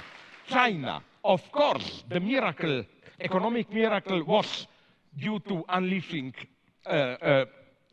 market reform and so on. But, and here comes my pessimism. Some of my liberal friends are telling me, yes, imagine what would they have achieved with also political democratization. I'm a pessimist here. No, they found a perfect formula of how, and that's the paradox of China today. The Communist Party is the best manager of capitalism and protector against workers. The truly dangerous thing in China today is not to flirt with Western ideas, is to organize trade unions, this is what worries me. This perfect combination between unleashing capitalism and still the authoritarian rule, or to put it in another way, my worry is that today, all around the world, this eternal marriage between capitalism and democracy is slowly disappearing. Till now, I admit it, capitalism needed from time to time some 10, 20 years of dictatorship. When things started to improve, democracy returned. Chile, South Korea, and so on. I wonder if we are still at that. Now, just very quickly, your basic point in the introduction, in your introduction. You know, I'm tempted to say, the way you presented Communist Manifesto, the simplified image, and so on, it's crazy to say, but on many points I agree with you, and it's a very complex argument. Marx didn't have, for example, a good theory of how social power exists. His idea was simply with disappearance of class structure. It's secretly, although he wouldn't have accepted it, a technocratic dream. Like, by experts, social life will be run as a perfect machine. Although he was at least aware of the problem, which is why he was so enthusiastic, Marx, about Paris Commune, you know, which was precisely not centralized power. So I'm not just defending Marx. I'm saying it was not clear to him. And so let's drop that. Maybe I have more interesting things to say. Another point. Nonetheless, at one point I'm ready to claim, where did you find this? This goes maybe for today's politically correct jerks and so on, that this egalitarianism. There is one passage in his late critique of Gotha program where Marx directly accesses the problem of equality. And he dismisses it as a strict bourgeois category. Explicitly. For him, communism is not egalitarianism. It's, yes, hierarchies, but not based on capitalism. Okay, I'm not totally defending here Marx. I'm just saying, don't reproduce to Marx. Okay, but to conclude, because, yes, I want to keep my promise to be a little bit shorter. You know, I agree with you on many points, but you know what's my problem with, my problem that I was aiming at? With all the openings, I know we don't know really what is happening with ecology and so on. And this is okay, let's take oceans. You mentioned them. But isn't it, for me, correct me if I'm wrong, and I don't mean this rhetorically, maybe I'm really wrong, but the problem of oceans, the only way for me is some kind of cooperated international action and so on. You cannot simply leave it to the market. That's what I'm saying. This is the fateful limit that I see. About this diminishing poverty and so on, I am aware of it. I tend to agree with it. But I, at the same time, see so many explosive tensions. For example, do you know about South Africa? It's a terrifying situation on the edge of the civil war. To be very brutal, the only thing that, I'm simplifying it, that really happened with end of apartheid is that the old ruling class, I simplify it in grotesque Marxist terms, was joined by a new black ruling class, which is not doing a good job, so they are trying to play the race card.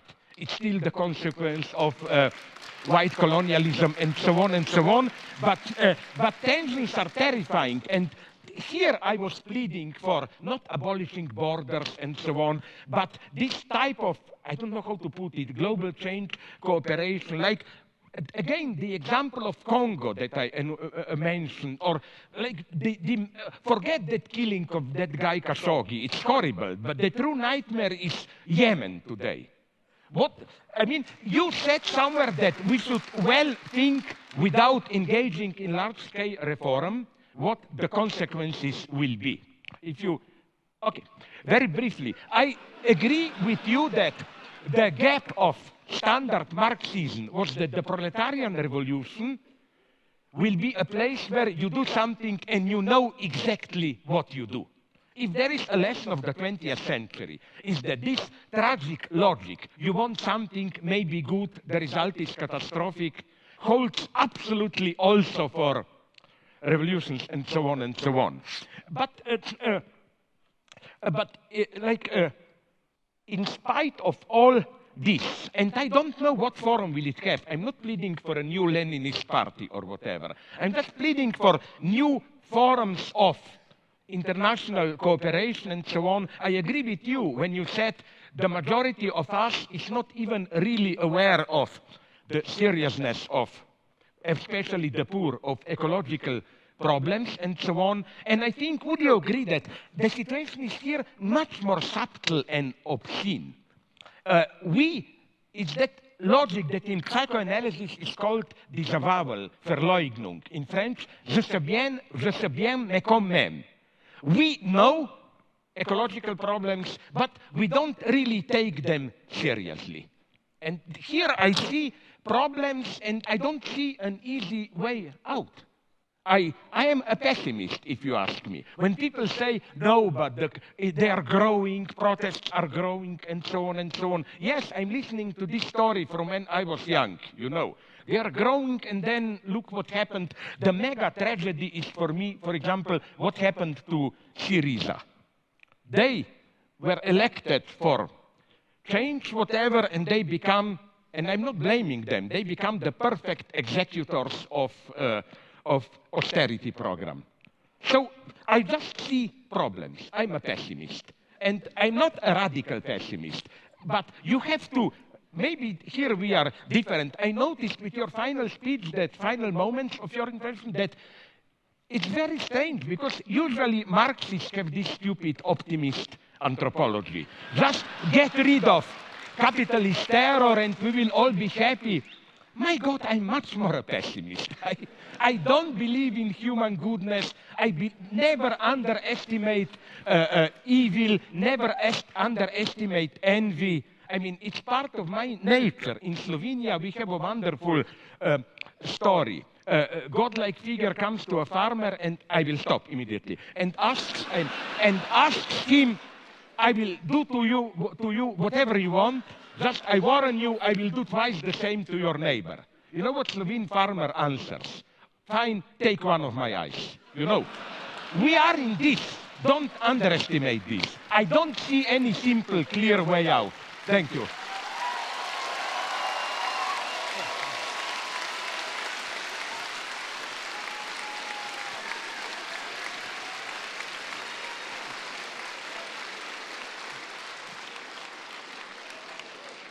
Thank you both very much. It's pretty clear, I think, to all of us that you both have quite a bit to say to each other.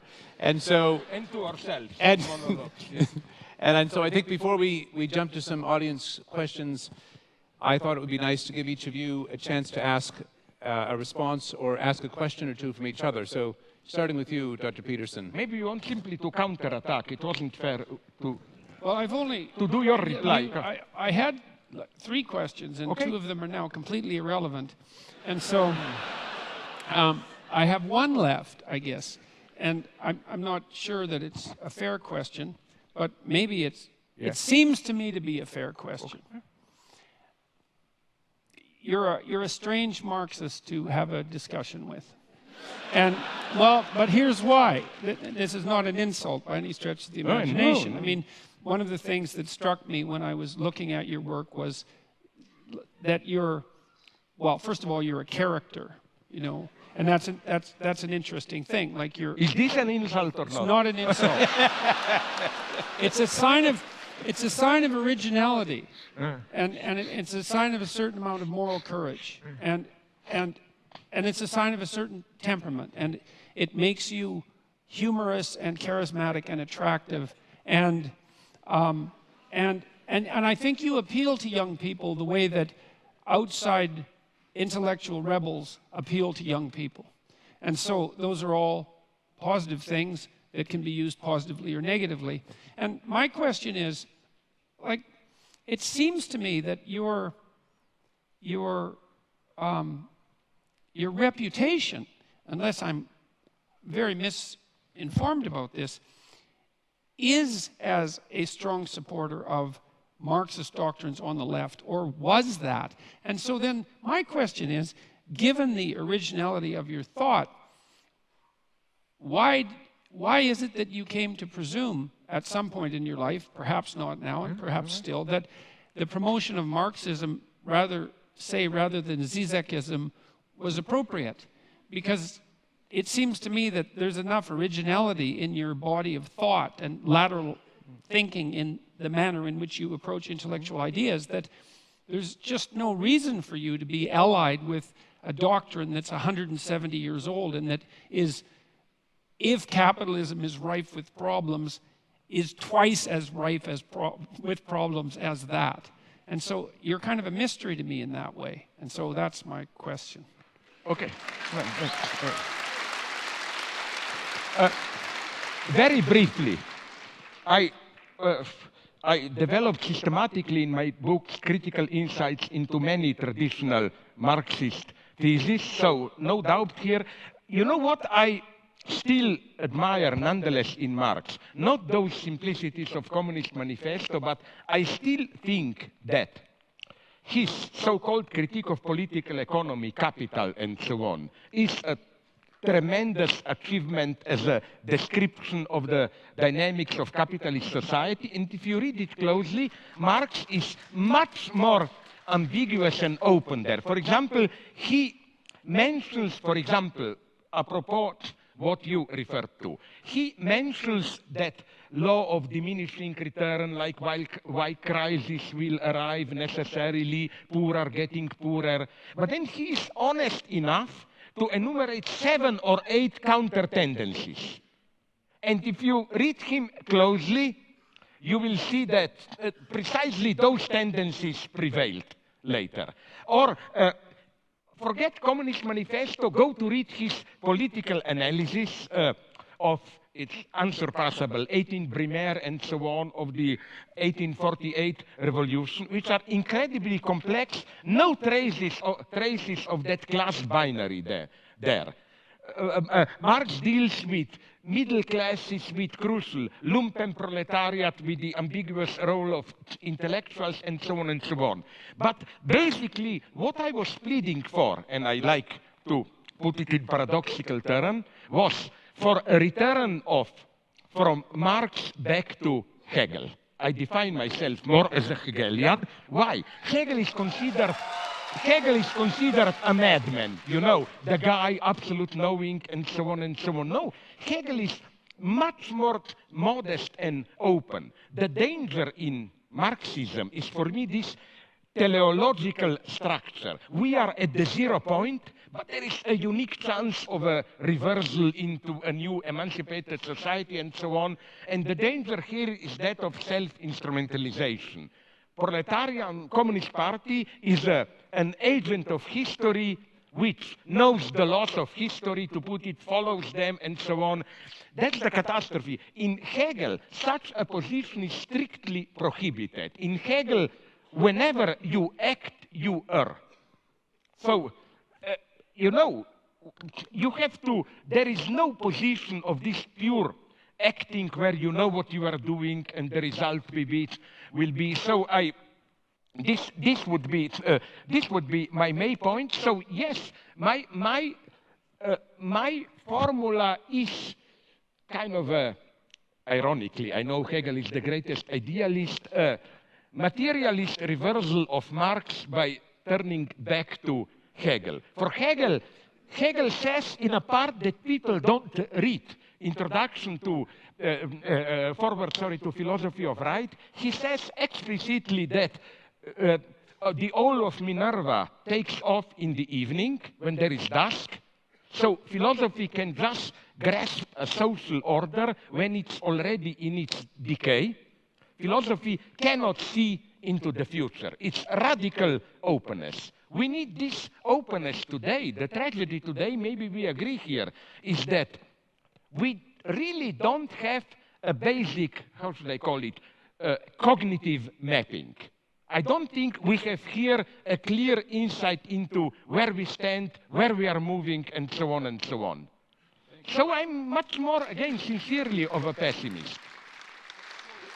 Please, yeah, reply. Can I ask you now a question? Let me respond, yeah, and then you can ask me a question. Of course. So, sorry. Well, I don't have anything to quibble about with what you just said. But. Well, no, there's not even a but, really. It's that even if what you said about Marx's more sophisticated thought is true, I think the unfortunate reality is that any support for Marxism, especially directed towards those who are young, is likely to be read as support for the most radical and revolutionary proclivities. And I would say that as they're outlined in the document that I described, in the Communist Manifesto, that they're of extraordinary danger. And so it seems to me that by attempting to, rescue the sheep, you've sort of invited the dragon into the house. And that seems to me to be dangerous and unfortunate. Here I can answer you by asking you my question. Because, very naively, you mentioned, first, do you really, where did you find the data that I simply don't see it? Okay, let me begin by this. You designate your, under quotation marks, I'm not characterizing here, enemy, or what you are fighting against, as sometimes you call it postmodern neo-Marxism. I know what you mean, all this, from political correctness to these excesses of whatever, spirit of envy, and so on and so on. Do you think they are really, where did you find this data? I don't know them. I would ask you here, give me some names or whatever. Where are the Marxists here? I don't know any. Who is a Marxist here? Show me any big names of political correctness. I think they fear like a good vampire fears garlic. This is why they are already, the one who is not a Marxist, but at least approaches economic topic, Bernie Sanders, he is already under attack as white male and all that stuff and so on. My problem would be this one. What you describe as postmodern neo-Marxism, where is really the Marxist element in it? They are for equality. Sorry, where? They are for equality at these cultural struggles, proper names, how do we call each other? Do you see in them, in political correctness and so on, any genuine will to change society? I don't see it. I think it's a hyper-moralization, which is a silent admission of a defeat. That's my problem. Why do you call, it's not a rhetorical question for politely saying you are an idiot, you don't know what you're talking about. It's simply, I would like to know, Because you, and I like this often, when you attack somebody, you say it aggressively, and what should? Read more, tell me, whom. So I'm asking you now, not read more, I don't advise you, but who are? Give me some names and so on, and who are these postmodern, egalitarian, neo-Marxist, and where do you see any kind even of Marxism? I see in it mostly an impotent, an utterly impotent moralization. Please, I'm so sorry that I was too long. No, that's no problem. Please. Well, I mean, organizations like Jonathan Haidt's, what's it called? Heterodox Academy, and other organizations like that have documented an absolute dearth of conservative voices in the social sciences and the humanities, and about 25%, according to the what I think are reliable surveys, approximately 25% of social scientists in the US identify themselves as Marxists. And so there's that. But where are the results? Okay, but can you name me one?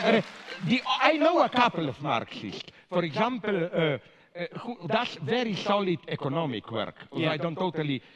David Harvey, one. But he writes very serious books of economic analysis and so on and so on. Then there is the old guy who is far from simplification, Frederick Jameson and so on. But they are totally marginalized today. In this politically correct mainstream, you know, I don't see.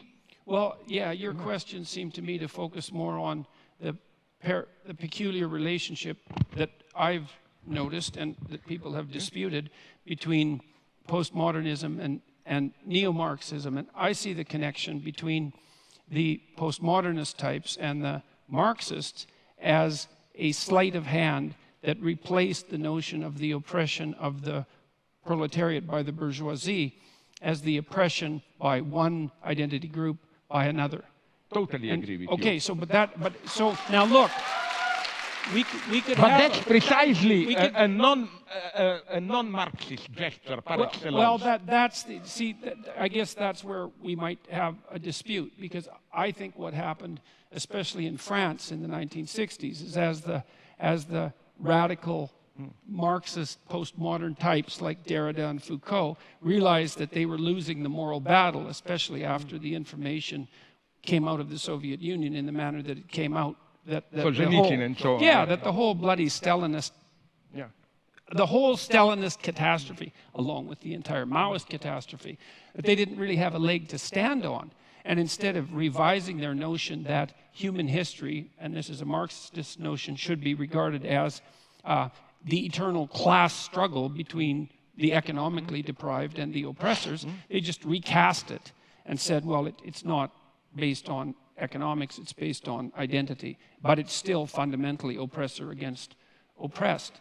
And to me, that meant that they smuggled the fundamental narrative of Marxism and many of its goals back into the argument without ever admitting that they did so. Now, I've been criticized, for this supposition, because people who are postmodernists say, look, one of the hallmarks of postmodernism is skepticism of meta-narratives. It's like, I know that perfectly well. And I also know that Marxism is a meta-narrative, and so you shouldn't be able to be a postmodernist and a Marxist. But I still see the union of those two things in the insistence that the appropriate way to look at the world is to view it as the battleground between groups defined by a particular between individuals defined by a particular group identity, so that the group identity becomes paramount, and then the proper reading is always oppressor versus oppressed.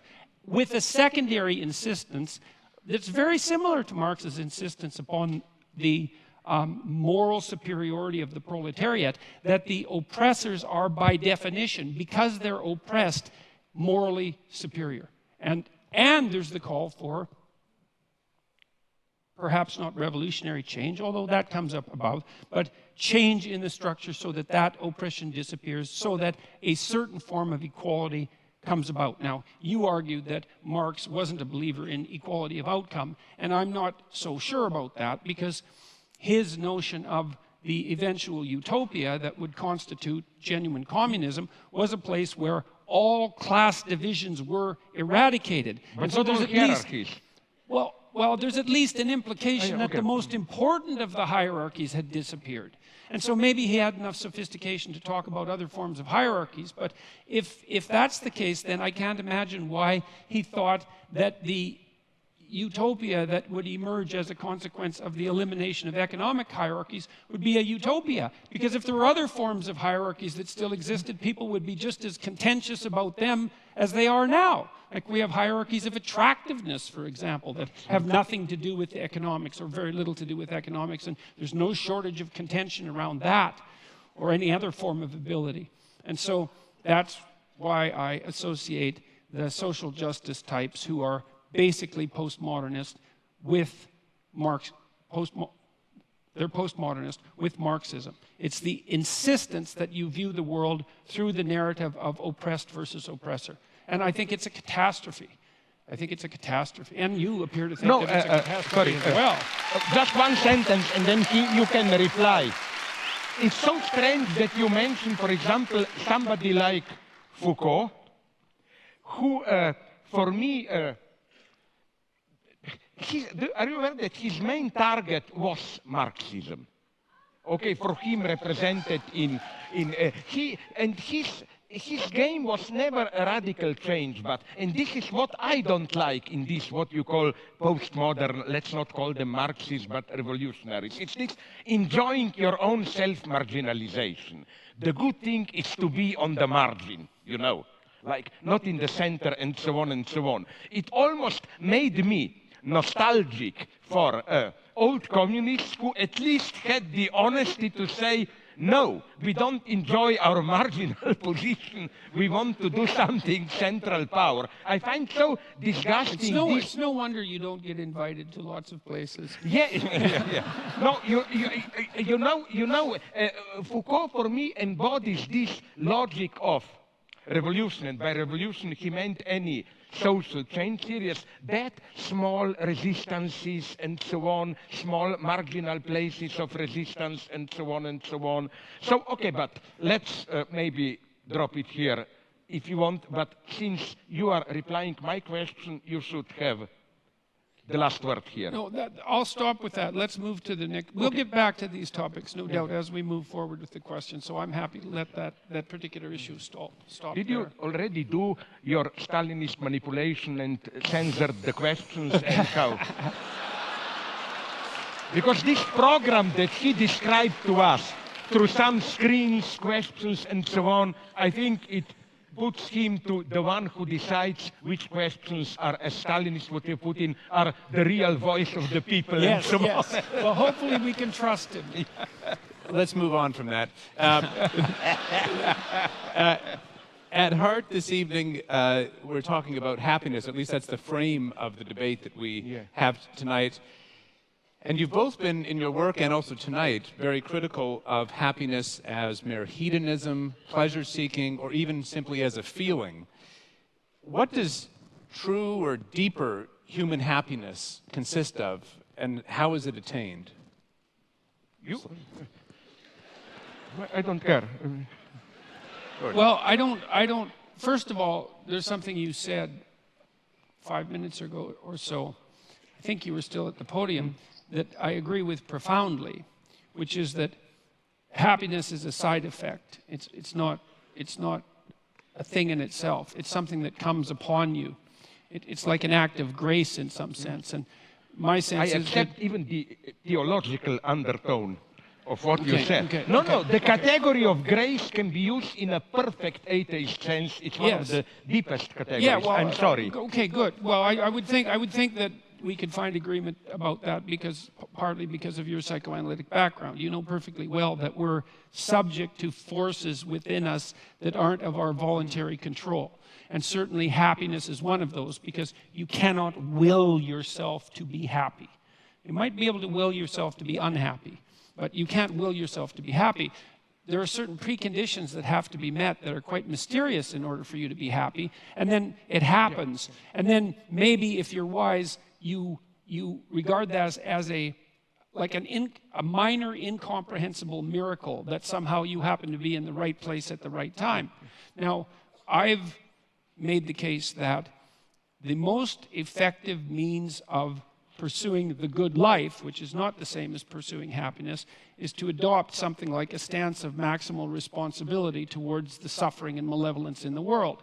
And I think that that should be pursued primarily as an individual responsibility. It's not like I don't think that political and familial larger organizations are necessary, but in the final analysis, we each suffer alone in some fundamental sense, and we have our own malevolence to contend with in some fundamental sense, and the proper beginning of moral behavior, which is the proper beginning of the right way to act in the world, is to take responsibility for that. I think you do what you can to conceptualize the highest good that you can conceptualize. That's the first thing, to develop a vision of what might be.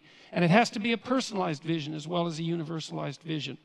And then you work diligently to ensure that your actions are in keeping with that, and you allow yourself on that pursuit to be informed by the knowledge of your ignorance and the necessity for acting and speaking in truth.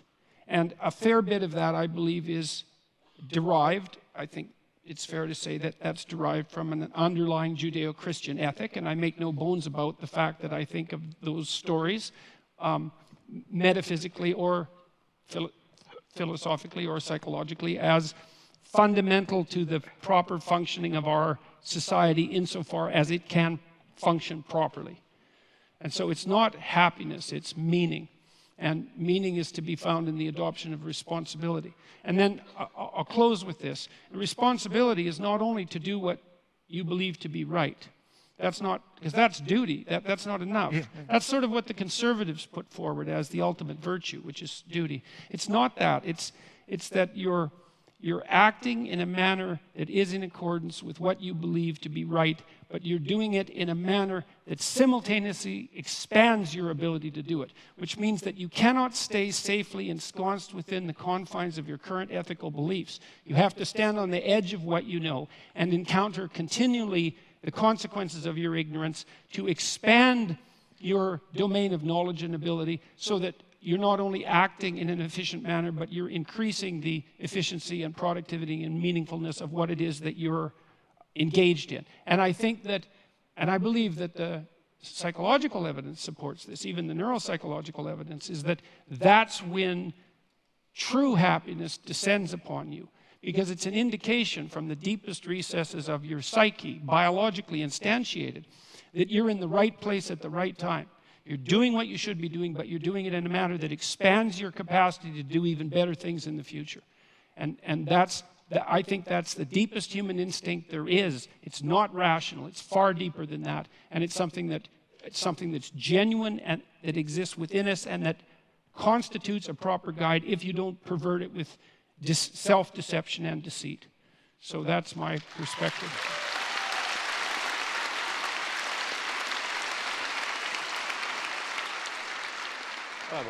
Yeah, okay.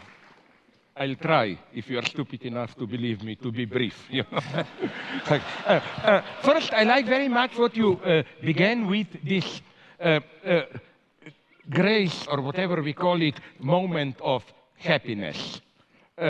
And I would like to, would you agree that the same goes for love, I think? We have in English, and they have it in French. I don't know if in other languages they have it. We use the verb to fall in love, which means it's in this sense, in some sense, a fall. You are surprised, you are shocked. Authentic love, I think, is something very traumatic even in this sense. I always like to use this example. Let's say you live a stupidly happy life. Maybe one night stand here and there, you drink with friends, then you fall in love passionately. This is, in some sense, a catastrophe for your life. All the balance is lost and so on. Yes, you know. That's why Cupid has arrows. Sorry? Yeah, right. Yeah. Absolutely. So, where I, second, surprisingly maybe for you, I agree with your point about Judeo-Christian legacy, for which I am very much attacked, Eurocentrist and so on and so on. You know, I wonder if you would agree with it. I will try to condense it very much. You know what's for me the deepest, I simplify to the utmost, something unheard of and I, as an atheist, accept the spiritual value of it, happens in Christianity.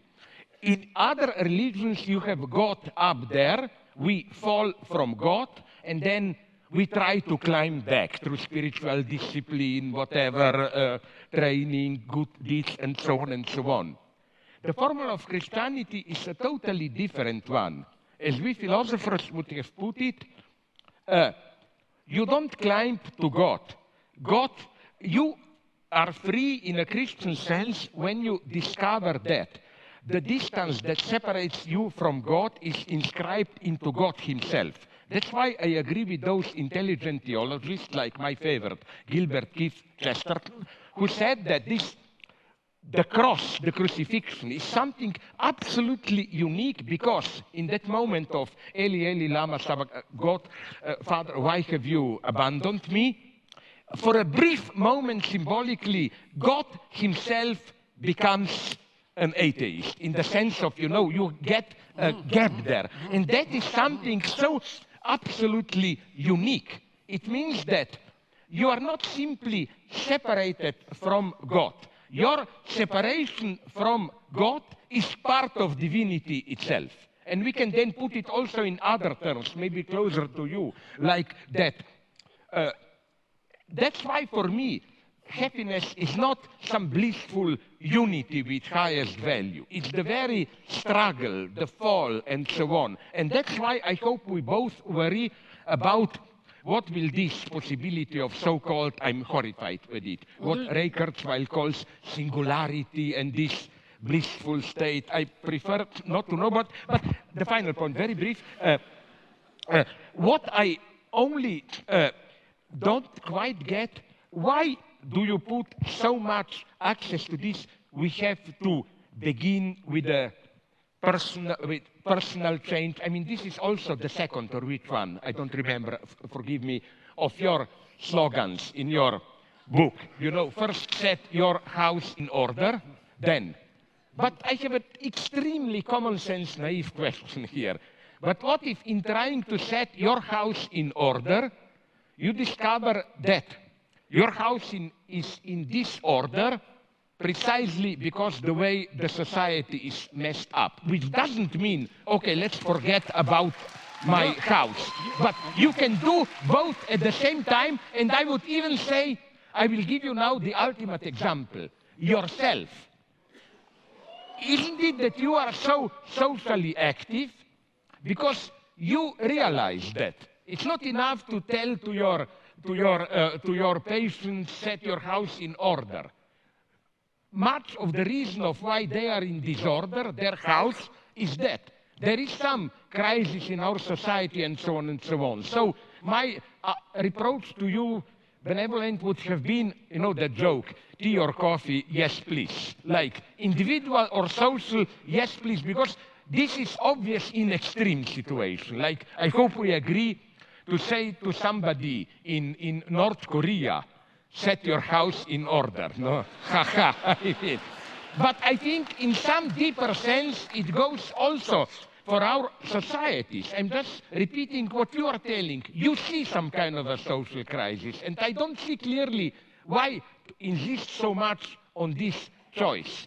Because, sorry, just to finish, I will give you an example that I think perfectly does it. How do we usually deal with ecology? By this false personalization, They tell you, what did you do? Did you put all the Coke cans on the side? Did you recycle all paper and so? Yes, we should do this. But, in a way, this is also a very easy way to discharge yourself. You say, okay, I do the recycling, so up, I did my duty, let's go on. So I would just say, why the choice there? Okay, so first of all, I have to point out that you have unfairly tasked me with 3 very difficult questions. And so I'm hoping that I can... That's life, that's life. As you said, life is a challenge, yes, and so on. So I'm hoping that I have the mental wherewithal to keep them in track and answer them in order, but you can help me if I stray. I was very interested in your comments about Christ's atheism on the cross, that final moment of atheism. That's something I'd never thought about in that way. Chesterton orthodoxy. A short book, excellent. No, it's a very interesting thought, because it's an unbelievably merciful idea in some sense, that the burden of life is so unbearable. And you see in the Christian passion, of course, torture, unfair judgment by society, betrayal by friends, and then a low death. And so that's about as bad as it gets, right? Which is why it's an archetypal story, right? It's about as bad as it gets. And the story that you describe points out that it's so bad that even God himself might despair about the essential quality of being. Yeah. Right. So that is merciful in some sense, because it does say that there is something that's built into the fabric of existence that tests us so severely in our faith about being itself that even God himself falls prey to the temptation to doubt. And so that's, okay, now, this is where things get very complicated, because I want to use that in part to answer the other questions that you answered. Look, there's a very large clinical literature that suggests that if you want to develop optimal resilience, what you do is you lay out a pathway towards somewhere better.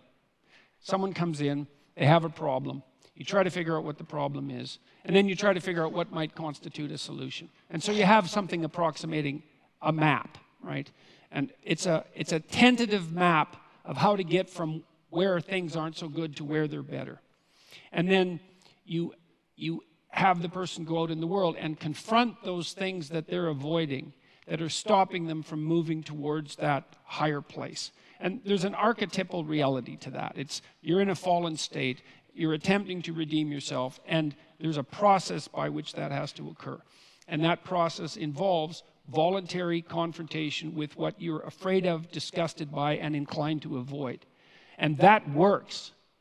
Every psychological school agrees upon that, is that exposure therapy, the psychoanalysts expose you to the tragedies of your past, and redeem you in that manner. And the behaviorists expose you to the terrors of the present and redeem you in that manner. But there's a broad agreement across psychological schools that works.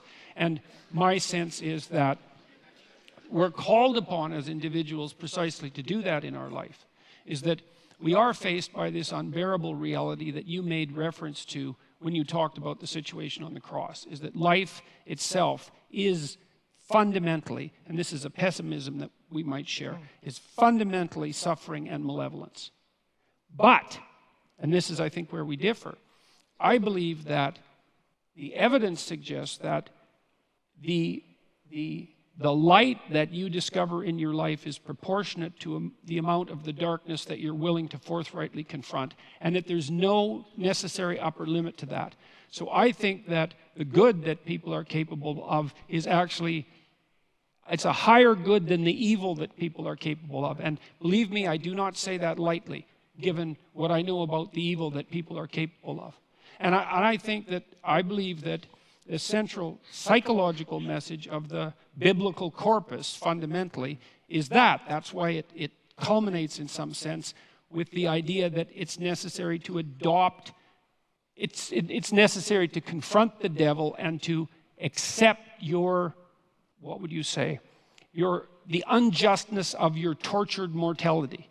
If you can do that, it's a challenge, as you just pointed out, that's sufficient to challenge even God himself, that you have the best chance of transcending it and living the kind of life that will set your house in order and everyone's house in order at the same time. And so I think that's even true in states like North Korea.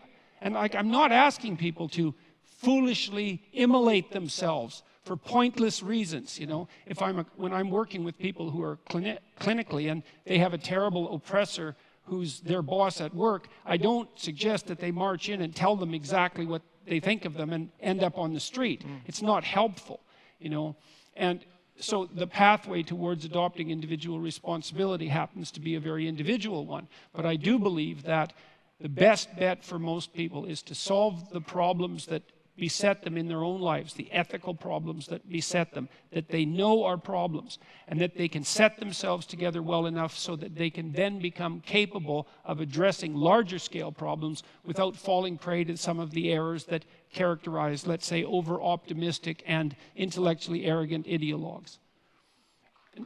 I'll close, well, yeah, but very briefly. Let me close with one thing.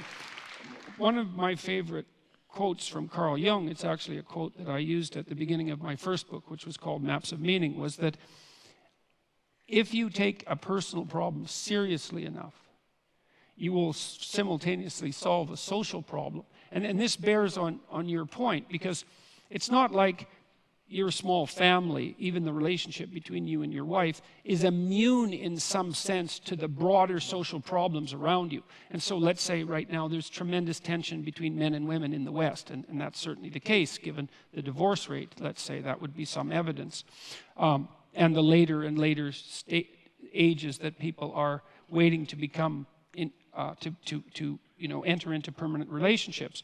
There's a real tension there. And then if you do establish a relationship with a woman or a partner, but we'll say a woman in this particular case, you are instantly faced with all of the sociological problems in a microcosm in that relationship. And then if you work those damn problems out, if you can work them out within your relationship, then you can get some insight. It's not complete insight, but you can get some partial insight into what the problem actually is and get the diagnosis right, and you've moved some small measure forward in addressing what might constitute the broader social concern. And what's even better, you're punished for your own goddamn mistakes. And that's another thing I like about the idea of working locally, is that, if I do broad-scale social experiments and they fail, it's like, well, tough luck for the people for whom they failed. But if I'm experimenting on myself within the confines of my own relationship and I make a mistake, I'm going to feel the pain. And that's good, that's just, but it also gives me the possibility of learning. And so I believe that you do solve what you can about yourself first before you can set your family straight and before you should dare to try to set the world straight. Otherwise you degenerate into this kind of, you already talked about it, this shallow moralizing, well, I've divided my goddamn Coke cans up, and now I can spend more money on new packaging at the supermarket, which is exactly what the psychological research indicates that people do if they perform a casual moral action. They immediately justify committing a less moral action because they've put themselves in a higher moral place. And you might, if you were a real pessimist, you'd say, well, that's why they performed the action to begin with.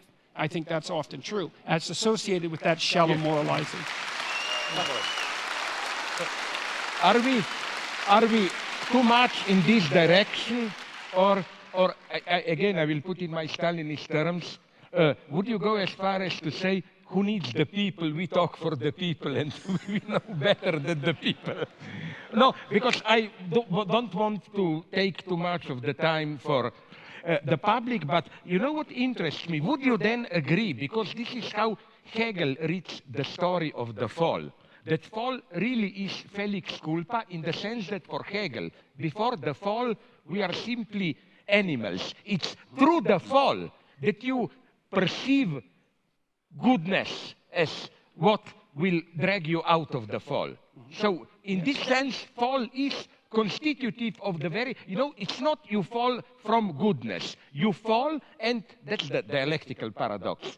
Your fall retroactively creates what you fell from, as it were.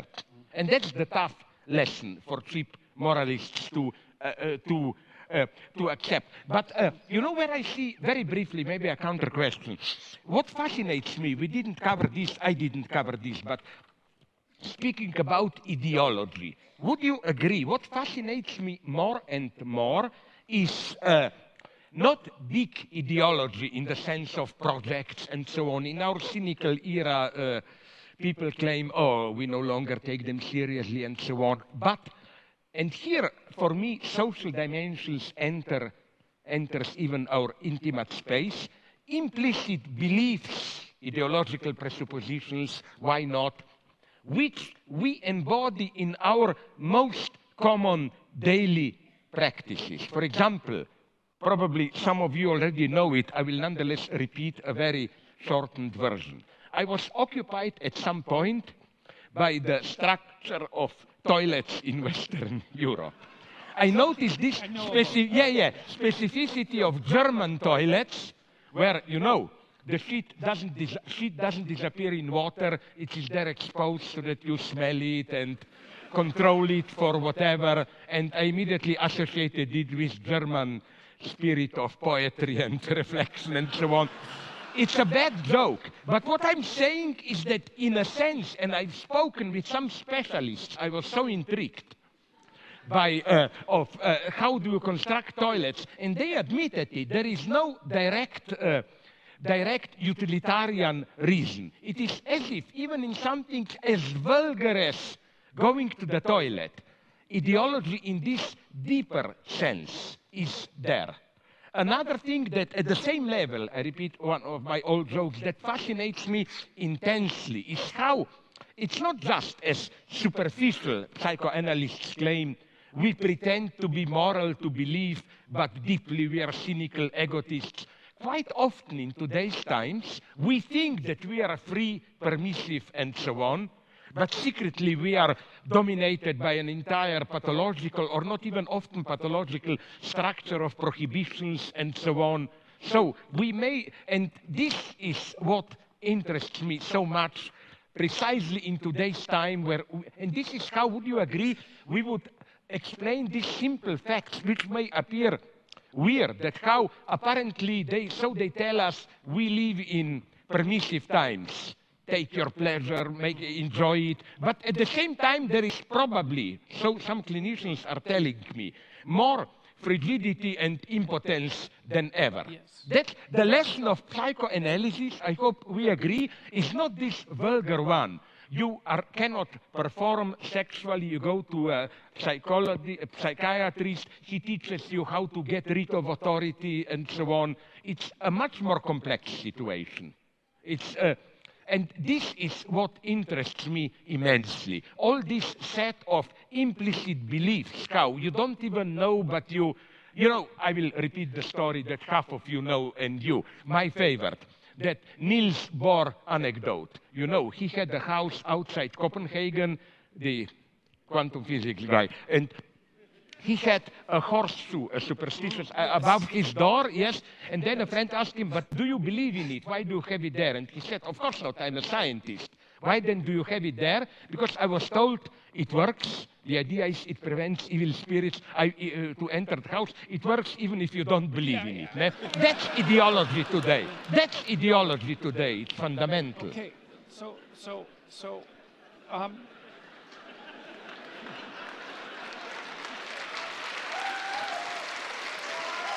I want to solicit from you to tell a joke. Don't you see this? I think that people. I think that people are possessed by ideas that aren't theirs. And their personalities that aren't theirs. And that's the great psychoanalytic insight. It's not ideas, it's personalities. It's way worse than ideas.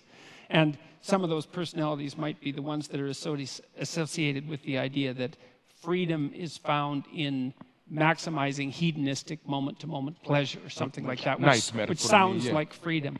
Like for me, one of the things that I suggest to people is that they watch themselves as if they do not understand who they are or what they're ruled by. And then notice those times when they're where they should be. And that's back to our discussion about meaning rather than happiness. It's like you'll see there are times that in your life where you're somewhere or you've done something and all of a sudden you're together. You're where you should be. Your conscience is not disturbing you. You're not proud of what you did, because pride is the wrong term, but you understand deeply that you've done something that you should have done. You might not understand why. You might not even understand what it is. But the study of that can help elucidate the difference between what actually constitutes you, which is a very difficult thing to discover, and what constitutes the accretion that characterizes you because of the, well, let's say your intense proclivity for socialized mimicry. And so, you know, I don't mean you personally, but people are amalgams of everything they've seen and everything every person they've watched. Yes, and everything they've read. And to integrate that and to find the truth that constitutes that integration is an incredibly difficult endeavor. And one of the reasons why in 12 Rules for Life, for example, I suggested that people try to tell the truth or at least don't lie is because one of the ways, apart from pursuing what appears to you to be meaningful, one of the ways of escaping from that possession by the kind of ideology that you're describing, which is it's like an unconscious of unidentified axioms. It's something like that, even though they take personified form. They're like personalities, is to stop saying things you know not to be true. It's a nice pathway forward.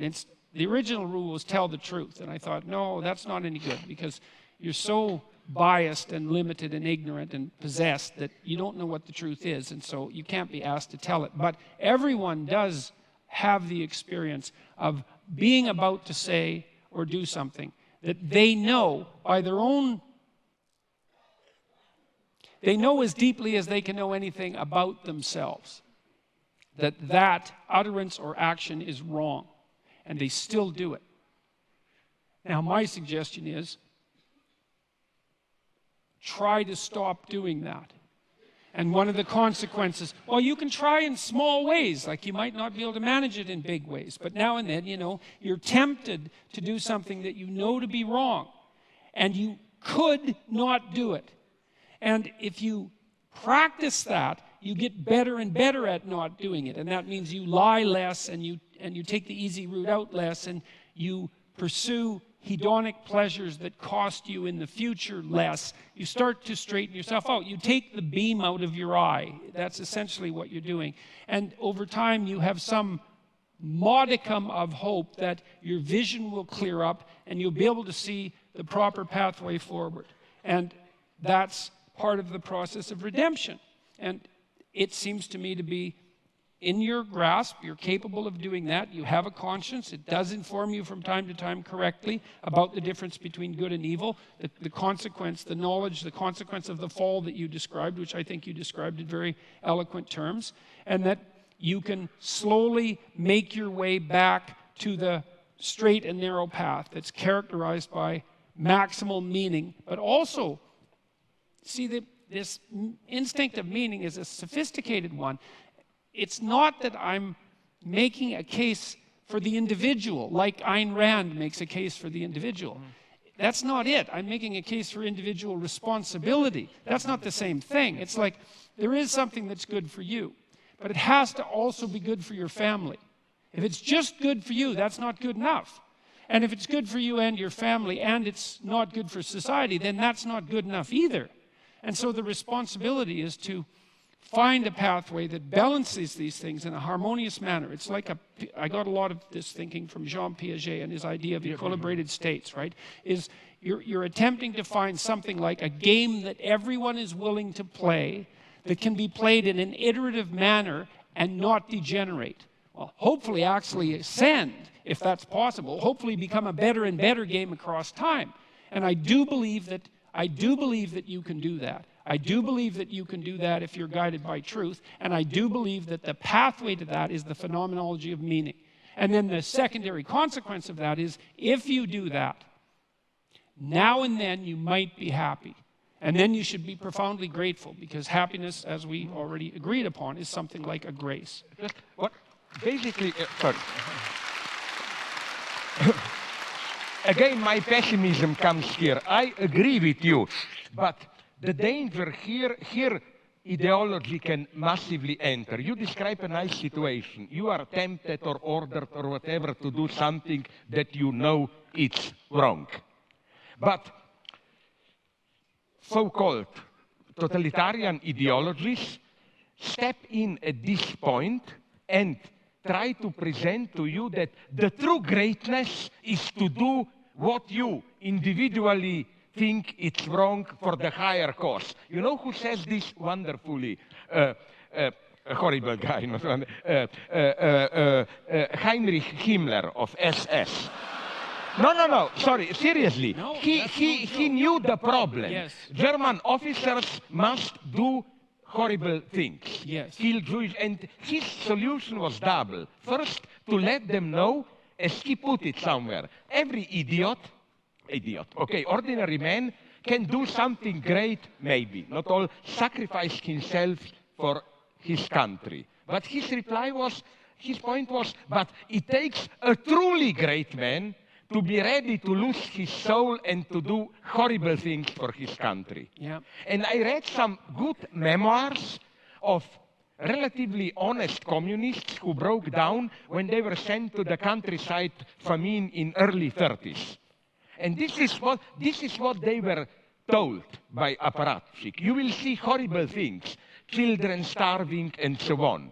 Remember, there is the higher cause, and your highest ethical duty is to overcome this small bourgeois sentimentality. And so here I see the danger of, again my pessimism, false meaning, which can massively cover this false narrative. Second thing, also the solution by, I wonder if you share this pessimism of mine, another one by Himmler. You know what was his sacred book I read? He all the time had a special leather-bound copy in his pocket, Bhagavad Gita.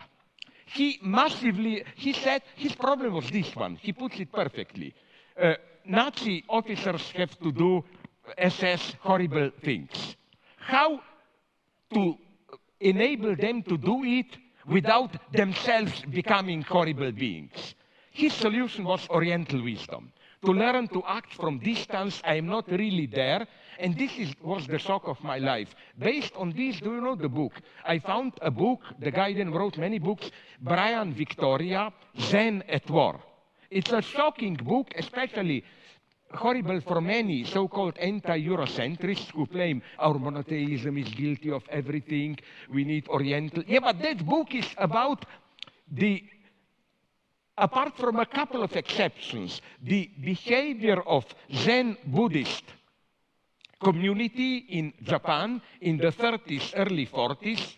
Not only they totally supported Japanese expansion into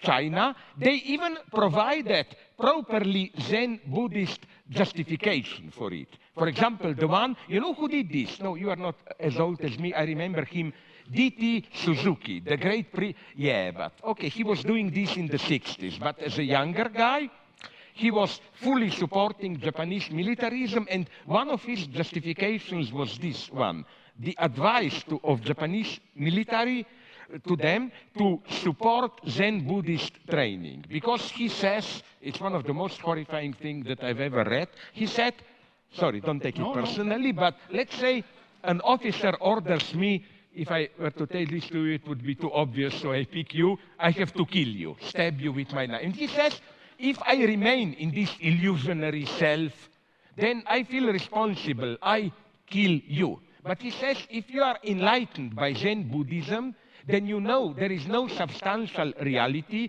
you become a neutral observer of your life, just a flow of phenomena, and you tell yourself, it's not that I am killing you, but in the cosmic dance of phenomena, my knife is floating and somehow your knife false. You know what I'm saying? This, I'm not disputing some spiritual greatness of Zen Buddhism. I'm saying how even the most enlightened this spiritual experience can serve a terrible cause. Now, because we're running very quickly out of time, and it's clear that this conversation could go for a very long time, I'm going to ask one representative question here and give you each 1 minute each. And that is simply this. Coming from online, what is one thing you hope people will leave this debate with, and why? Jordan.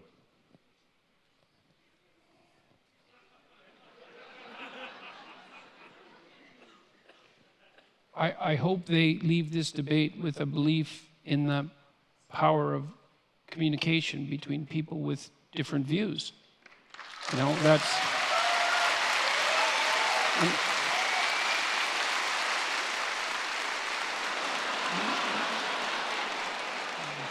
I mean, there is a growing idea on college campuses, tell me if I go over my minute, that there really is no such thing as free speech because people are only the avatars of their group identity and they have nothing unique to say. And besides that, there's no communication across boundaries of identity or belief. And I think that that's an unbelievably dangerous and pernicious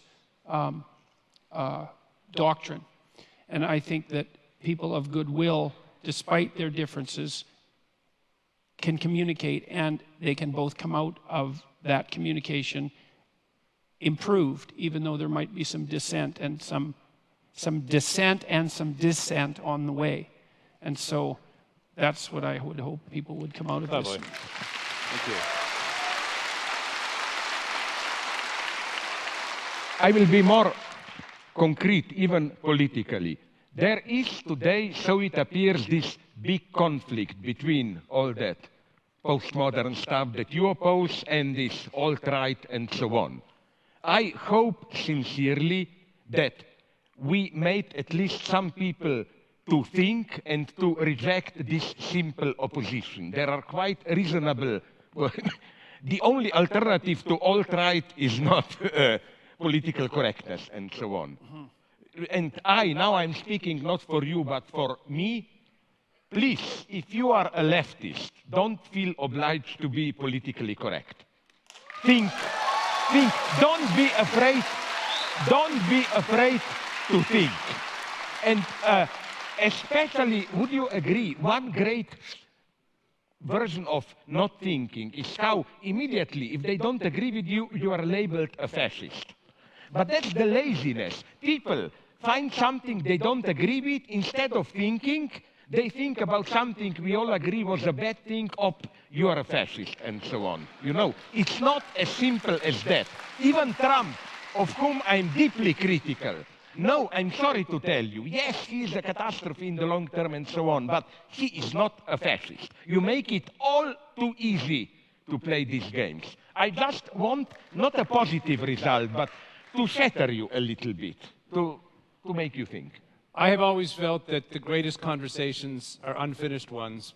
Please join me in thanking Slavoj Zizěk and Jordan Peterson for a great unfinished conversation.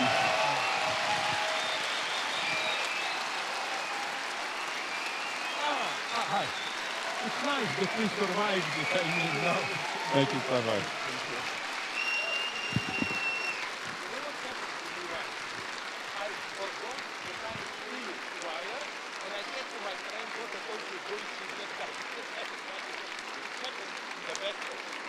Can we wave to everyone? All right. We go out this way.